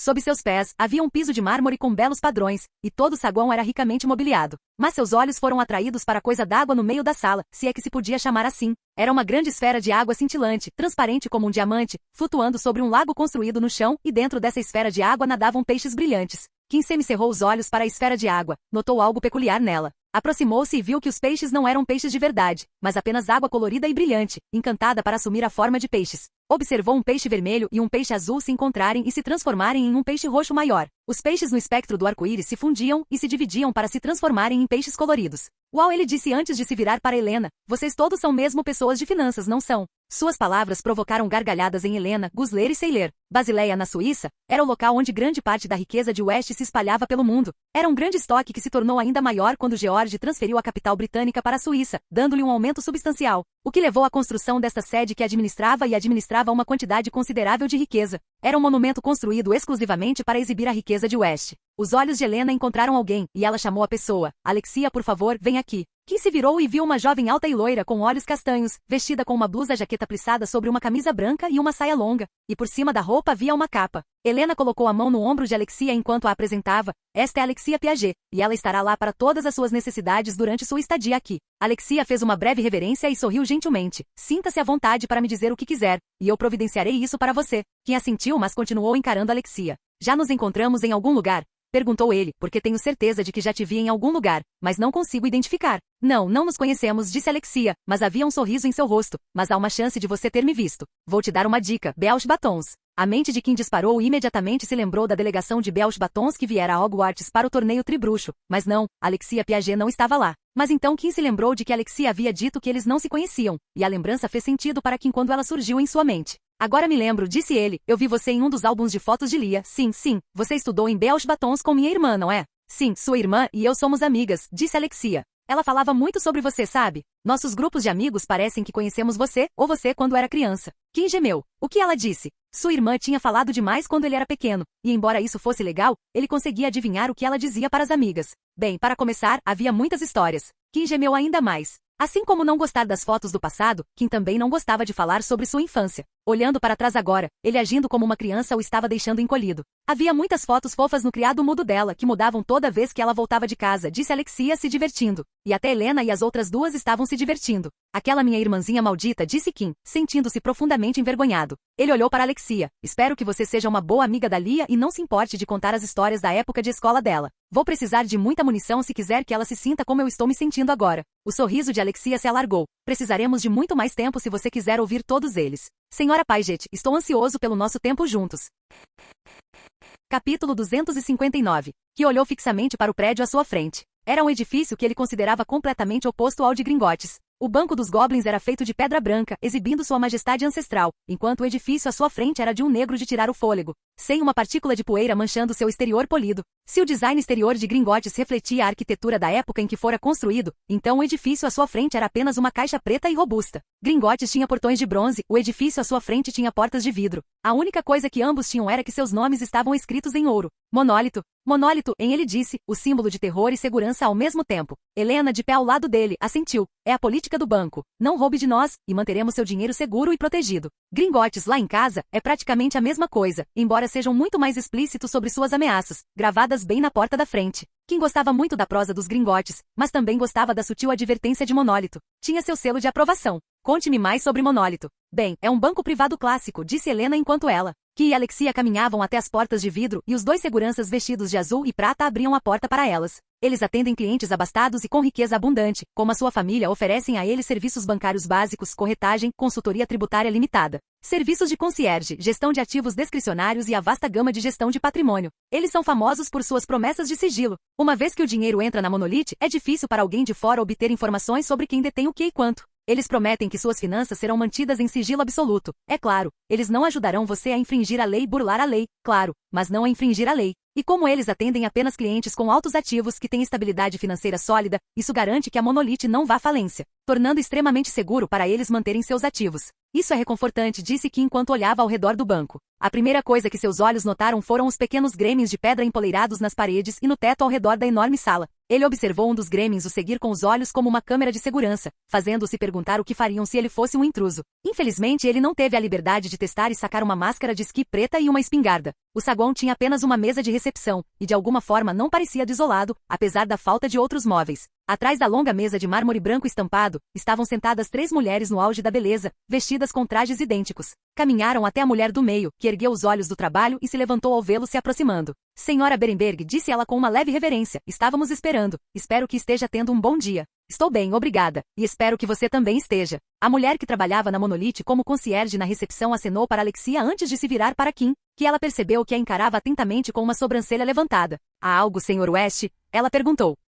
Kim desviou o olhar dela e o encarou para os outros 2 concierges, que estavam absortos em seu trabalho, antes de encará-la novamente. Vocês 3 são idênticas? Perguntou ele, trigêmeas. A mulher sorriu suavemente com seus lábios pintados de rosa. Sim, Sr. West, somos trigêmeos. Os outros 2 do trio olharam para cima e assentiram com sorrisos idênticos. Kim já tinha visto gêmeos, os gêmeos Potter, os gêmeos Patil, os gêmeos Weasley e os gêmeos Carroll. Os 2 últimos pares eram os clássicos gêmeos idênticos que combinavam com seus gêmeos, mas mesmo eles não eram compatíveis com os trigêmeos anteriores. Ele não conseguia distinguir um do outro. Você sabe meu nome? Perguntou Kim. Sim, fomos informados que você estará aqui hoje. Kim olhou para o distintivo de lapela e viu um crachá que dizia, Amaril. Ele olhou para as irmãs dela e aprendeu seus nomes, Cheryl e Daffodil. Tenho um encontro com Gair, disse Helena. O Sr. Gair está pronto para recebê-lo, disse Amaril. Eu guiarei até ele, por favor, siga-me. Eles entraram na parte interna do banco por uma entrada na parede interna do saguão, e entraram em uma sala com uma dúzia de portas. Entraram na porta com o número 4 em algarismos romanos gravado acima. Ouvi dizer que o número 4 é conhecido como Portão Oeste, pois por lá se chega a parte do banco que administra a Fortuna Oeste, disse Alexia, sussurrando no ouvido de Kim. A Fortuna Oeste armazenada em Monolith era grande o suficiente para o banco designar uma seção inteira para seus cuidados. Eles caminharam por alguns corredores, passando por muitas portas e cruzando com algumas pessoas que acenavam para Helena. Ela parecia ser extremamente famosa no setor financeiro suíço. Depois de sair dos corredores, o interior mudou para um design renascentista clássico, bem diferente do resto do banco. Logo chegaram a um par de portas de madeira escura. Uma mulher pálida estava sentada do lado de fora, atrás de uma mesa. Ela usava óculos circulares de aro fino, com cachos castanhos bagunçados escorrendo pelos ombros. O olhar de Kim permaneceu na mulher enquanto notava algo estranho nela. Ela está sem sangue, observou. Ele havia se tornado há muito tempo um perito em magia de sangue, a ponto de, junto com sua perícia em magia de cura, conseguir intuitivamente perceber uma coisa ou duas sobre sangue com apenas um olhar, e a aparência da mulher lhe dizia que ela estava com falta de sangue, embora ele não conseguisse descobrir o motivo sem lançar magia. Skik disse a Maril à mulher, que a encarou com um olhar meio atordoado, mas recuperou a concentração ao vê-la. Estamos aqui para o encontro do Sr. Gair com o mestre Kim West e a Madame Helena Berenberg. Ele está esperando por você, disse Skik com a voz quase sussurrada. Ela se levantou da cadeira, caminhou lentamente até a porta, bateu levemente os nós dos dedos antes de abrir uma fresta e olhar para dentro. A Madame Berenberg está aqui. Uma voz profunda soou de dentro. Mande-os entrar. Skik abriu um dos vidros das portas duplas com todo o corpo. Por favor, entrem, gesticulou ela, indicando que entrassem. Helena e Kim entraram no escritório de estilo similar, deixando Alexia do lado de fora. Uma parede coberta de estantes com obras de arte emolduradas nas demais. Uma área de estar ao redor de uma mesa em uma parte da sala. Armários de madeira com vidros. E a parte mais chamativa da sala eram as cabeças de animais penduradas nas paredes superiores. Leão,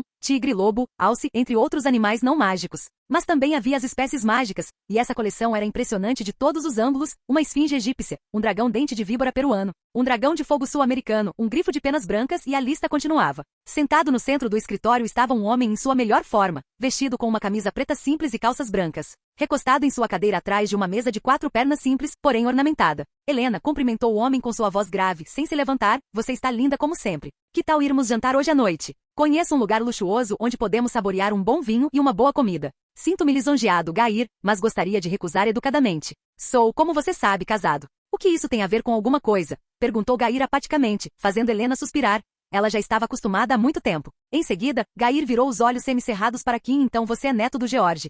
Consigo ver a semelhança, embora eu pense mais como sua irmã. Kim encarou o homem atentamente. Então, você é a razão pela qual a senhora lá fora parece estar hipovolêmica. No momento em que pôs os olhos no homem, soube exatamente porque a secretária, Skik, lá fora, tinha falta de volume sanguíneo no corpo. Você é um observador, disse Gair, sorrindo com os olhos vermelhos. Ele ergueu a mão apoiada no braço da cadeira e apoiou o rosto pálido e doentio, muito mais pálido que o de Skik, na palma. O que me denunciou? Perguntou ele com a voz cheia de diversão. Você é claramente um vampiro, disse Kim. Sou eu, disse Gair enquanto gesticulava para que se sentassem. Que olhou para Helena, mas ela não pareceu surpresa, o que significava que conhecia o rosto do homem, e bem, por que não saberia? Este homem, Gair, não estava realmente escondendo sua raça. Kim sentou-se em frente a Gair, que ainda tinha um sorriso descontraído. Segundo ponto, Gair ergueu levemente as sobrancelhas: a moça lá fora, seu nome, Skik. Origem maia, e seu significado, mulher de sangue. Ele olhou nos olhos de Gair, que agora sorria. Só espero estar errado sobre a história da senhora Skik e as origens de seu nome. Ah? Conte-me, perguntou Gair, curioso. Você é um vampiro. Imagino que seja um velho.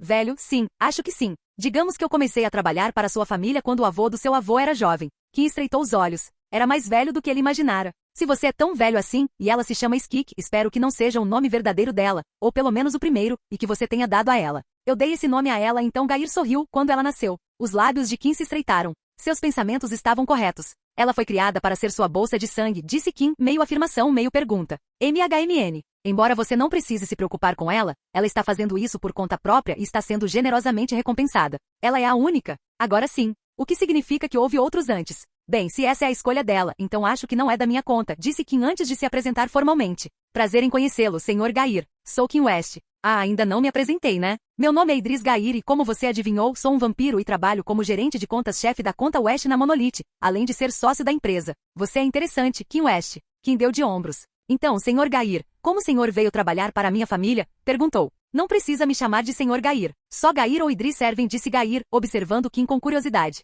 Quanto à sua última pergunta, o Monolith é um banco que permite que várias raças trabalhem para ele. Comecei no nível mais baixo, mas quando o pai do seu avô assumiu, eu já estava no cargo atual e continuo no mesmo. Ele entrou na conversa e forneceu um fato. Gair é um gestor raro na Monolith. Ao contrário dos outros que trabalham em várias contas, Gair gerencia apenas uma seção e se concentra apenas nos fundos West. Sua família tem dinheiro mais do que suficiente, o que é demais para mim, disse Gair. Não posso diversificar mesmo se quisesse, por causa da quantidade de trabalho que tenho com apenas o seu dinheiro guardado aqui no banco. Não tenho interesse em abrir mais contas. Então, ouvi dizer que você está aqui para depositar uma grande quantia de dinheiro? Perguntou Gair, que assentiu. Encontrei mais ouro e gostaria de adicioná-lo ao meu cofre aqui. Podemos fazer isso, disse Gair. Minha equipe e eu somos os responsáveis pela gestão da sua conta pessoal aqui. Devo dizer que é uma das contas pessoais que mais crescem nos últimos tempos. Seu cofre já está pronto. Só precisamos carregá-lo com algum dinheiro e estaremos prontos para operar plenamente. Então, quanto você planeja investir? Muito, Kim sorriu. Bem, Gair se levantou. Vamos lá, vamos fazer um depósito. Capítulo 260. Kim, Helena e Alexia caminharam com Gair e Skik enquanto atravessavam o labirinto complicado que era Monolith. Curiosidade sobre o banco, disse Gair, a primeira localização dele foi numa montanha, literalmente numa montanha. Skik, conte a eles sobre isso. Skik, que caminhava com Helena e Alexia, que estavam atrás de Kim e Gair, falou sobre a história do banco. O fundador, 2 anões, Bromrag e Dunmak, desejavam a montanha para criar a primeira sede do banco e como todo lugar era uma única estrutura feita de rocha cortada, eles a chamaram de monólito. Gair deu uma risadinha. Tecnicamente era algo em anão, mas eu, por mais que tente, não consigo pronunciar, e a maioria dos nossos clientes também não conseguia. Então eles mudaram para Monolith.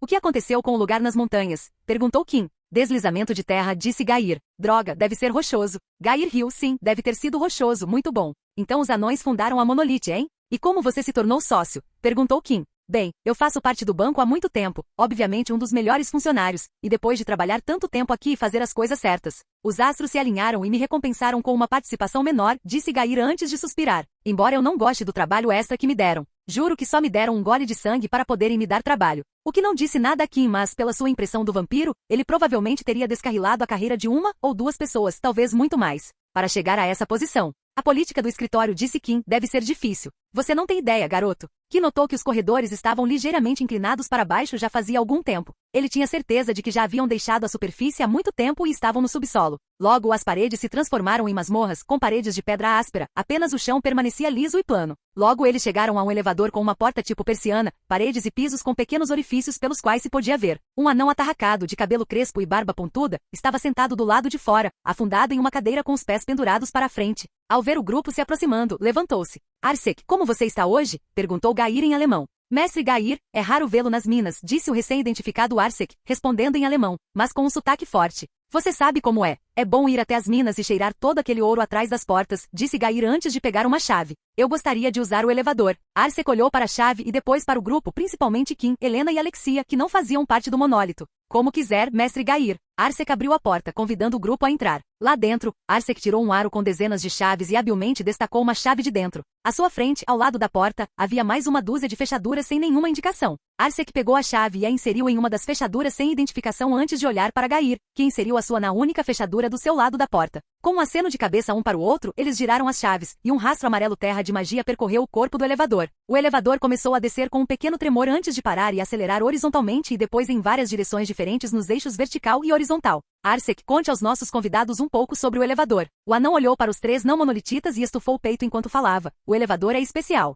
Para acordar o bebê, ele acariciou a parede. Vocês precisam de duas chaves, uma do funcionário e a outra do ascensorista como eu. Sem duas, o elevador não anda. Ele apontou para os buracos de fechadura sem identificação. A chave do funcionário entra em um buraco, mas o ascensorista precisa escolher a chave e o buraco certos para ligar o elevador, disse ele com orgulho, antes de ficar sério. Só o fabricante de elevadores sabe como ele se move, e ninguém mais, então só a chave certa no buraco certo leva as pessoas ao lugar certo. Depois de um tempo, o elevador se abriu e o grupo saiu com Arsek sentado em outra cadeira colocada do lado de fora do elevador. Não menospreze os anões, disse Gair. Eles são extremamente inteligentes, mestres em engenharia e construção mágica. Mas a maioria prefere ficar com os da sua própria espécie e, por isso, não são muito versados em línguas humanas. Se você os ouvisse em anões, perceberia como são inteligentes. Kim assentiu em compreensão, percebendo por que Arsek falava alemão. Afinal, Basileia ficava na parte de língua alemã da Suíça. Nunca os menosprezei, disse Kim, relembrando uma experiência de suas viagens com o avô. Lembro-me de conversar com um anão que falava inglês fluentemente, e ele era uma das pessoas mais eloquentes e inteligentes que já conheci. Que bom que você entendeu, disse Gair. O vampiro havia desenvolvido uma queda pelos anões em um banco que tinha uma grande população de anões. Chegamos ao seu novo cofre. Skik deu um passo à frente, sacou sua varinha e com um movimento brusco, a porta se dividiu em vários cubos que se arrastaram para os lados, deixando uma passagem aberta para o cofre. Uma rajada de vento veio de trás, adentrando o cofre, deixando-os com um calafrio. Vamos, disse Gair e entrou. Estarei esperando aqui, por favor. Me chame se precisar de minha ajuda, disse Helena, que assentiu e entrou no cofre atrás de Gair. Sentiu uma magia ao percorrer ao passar pela soleira. Todo seu, disse Gair, apontando para o cofre vazio. Kim observou o espaço. Isso mal vai dar. Ah bom, tenho certeza de que vocês vão dar um jeito. Ele colocou a maleta no chão. A maleta se expandiu quando Kim abriu a tampa. Ele olhou para Gair. Posso sacar minha varinha? Seja meu convidado. Kim sacou sua varinha falsa e disse, afaste-se. Ele fez um leve movimento antes de recuar. Quando nada aconteceu depois de algumas respirações, Gair disse, há algo? Com um estrondo ameaçador que sacudiu a maleta, um geyser de moedas de ouro brilhantes irrompeu, espirrando em qualquer direção para onde Kim apontasse sua varinha falsa.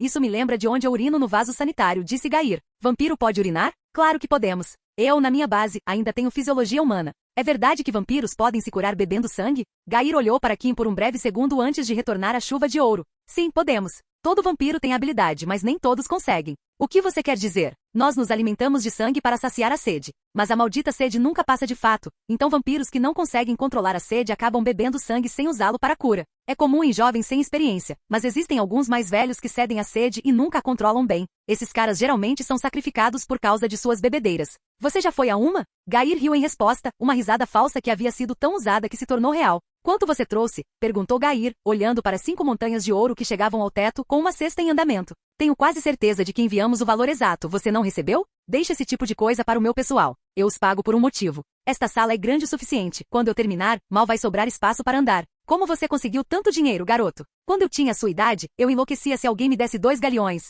Eu peguei de um homem que não precisava mais dele. Seriamente? Não se preocupe, ele está morto. E baixo, ele é baixo. Quebra de cena. Do lado de fora do cofre, Helena e Alexia espiaram as moedas de ouro que saíam, e uma escultura aparecia de vez em quando. É muito dinheiro, disse Alexia com os dedos tocando os lábios entreabertos. E tudo isso é do Kim, e somente dele? Parece que sim, disse Helena surpresa. Ela sabia de outra conta na Monolith que recebia royalties de vários produtos da West. Nossa, isso é muito para alguém da idade de Kim, disse Alexia, imaginando como seria ter tanto dinheiro. Mas isso não é nem a ponta do iceberg da riqueza de West, disse Helena. Alexia assentiu. Ela normalmente trabalhava no departamento financeiro e sabia a quantidade de dinheiro processada por meio das milhares de transações diárias. Helena balançou a cabeça ao ver o aceno de Alexia. Não, mesmo o valor que movimentamos aqui representa a verdadeira extensão da riqueza do Ocidente. É apenas uma parte dela, uma grande parte dos negócios europeus deles, mas não a verdadeira visão de riqueza. Você sabia que existe uma classe até mesmo entre os super ricos? Alexia disse confusa, uma classe, dessas pessoas, eu não entendo. Nem eu entendia isso antes de chegar a um certo ponto na minha carreira, disse Helena. Mas existem 3 classes de super ricos, a classe baixa, a classe média e a classe alta. Alexia franziu as sobrancelhas. Eu não entendo. Pessoas ou famílias com tanto dinheiro não são, simplesmente ricas? Eles são ricos com mais dinheiro do que precisariam ao longo da vida, não há dúvida disso. Mas isso não significa que todos sejam iguais, disse Helena. A classe baixa é composta por pessoas cuja riqueza está atrelada a um único negócio. Por exemplo, se toda a riqueza de West estivesse atrelada ao Magifax, eles seriam da classe baixa dos super ricos. Por que isso é classe baixa? O Magifax não é enorme? Minha mãe disse que mudou a forma como as coisas aconteciam na empresa dela. Sim, o Magifax é revolucionário, mas isso limita a riqueza do Ocidente ao Magifax. Se por algum motivo, o Magifax se tornasse obsoleto devido ao surgimento de algo melhor, ou se os serviços do Magifax se deteriorassem, o valor do negócio despencaria, e isso reduziria o patrimônio da empresa. Embora Alexia não conseguisse ver o Magifax fracassar, ela sentiu diante da situação hipotética. Então, como você resolve isso? Perguntou. Você se torna uma classe média de super ricos, disse Helena como se fosse a coisa mais natural do mundo. Senhora Berenberg, não me olhe assim, deixe-me explicar, e fará sentido, disse Helena, rindo baixinho. Classe média dos super ricos é quando você não coloca todos os ovos na mesma cesta. Quando a riqueza de uma pessoa não vem de uma única fonte, mas de muitas fontes diferentes. Ah, entendo, disse Alexia, e sua voz fez Helena se afastar um pouco. A família West é de classe média, não é? Eles têm tantos negócios, então, mesmo que um deles fale, o resto ainda trará dinheiro. Então eles não precisam se preocupar em perder toda a sua riqueza à medida que ela for distribuída. Alexia lembrou-se de Magifax, MLE, Lunar Developer, que eram apenas os mais recentes, e havia muitos outros setores nos quais West atuava há décadas. Você está certo, na hora certa, disse Helena. Os super ricos da classe média não precisam se preocupar, pois sua riqueza é tão amplamente distribuída que mesmo que percam muitos de seus negócios, estarão seguros. Os super ricos da classe média têm quantias de dinheiro aparentemente limitadas, podem ter enorme influência política se decidirem exercer seu poder, e sua riqueza continua a se acumular, não importa o quanto tentem doá-la. Helena tinha certeza de que, quando se tratava de negócios puros, ninguém tinha um posicionamento melhor que os Vests, pois eles não eram diversificados apenas por meio de indústrias, mas também por meio de países, o que lhes fornecia uma camada de diversificação sem paralelo nas comunidades mágicas.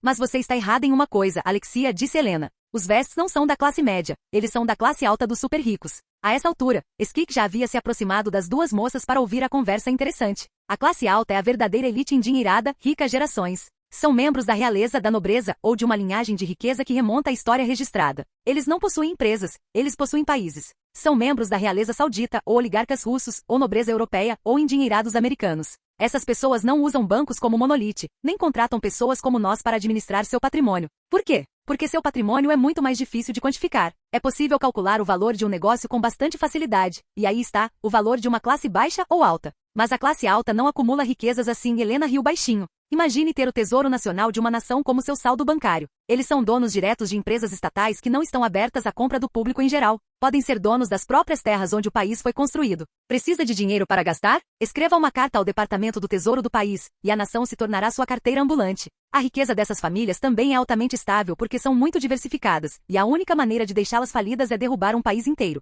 Quanto à influência política, ou elas mexem os pauzinhos nas sombras ou são diretamente chefes de Estado. Alexia parecia estarrecida. Mas por que nunca ouvi falar dessas pessoas? Porque eles se esforçam ao máximo para se manter escondidos. Pessoas como essas são de países atrasados ou pobres, e não ficaria bem gastar dinheiro enquanto seu país luta contra a pobreza, explicou Helena. Mas você já ouviu falar de abates da Itália? A família da mãe da Lia? Perguntou Alexia. Sim, eles são uma família que já estava lá antes da Itália ser estabelecida. Eles podem não ter poder na parte trouxa do país, mas quando se trata da parte mágica, não há nada maior que abate no país. Eles, assim como os Vests, administram alguns negócios, e mesmo esses negócios podem estar em declínio. Isso é apenas uma fachada que a família administra para fazer algo. Mesmo que todos esses negócios falissem, isso não afetaria Bates. Então, West? Perguntou Skik, falando pela primeira vez. Helena olhou para a garota silenciosa. Foi mais ou menos na mesma época em que seu chefe começou a trabalhar com os Vests, quando o então chefe da família começou a investir em países mais pobres. Sob seu governo, os Vests essencialmente trouxeram à tona as partes mágicas desses países e ascenderam da classe média padrão para a classe alta.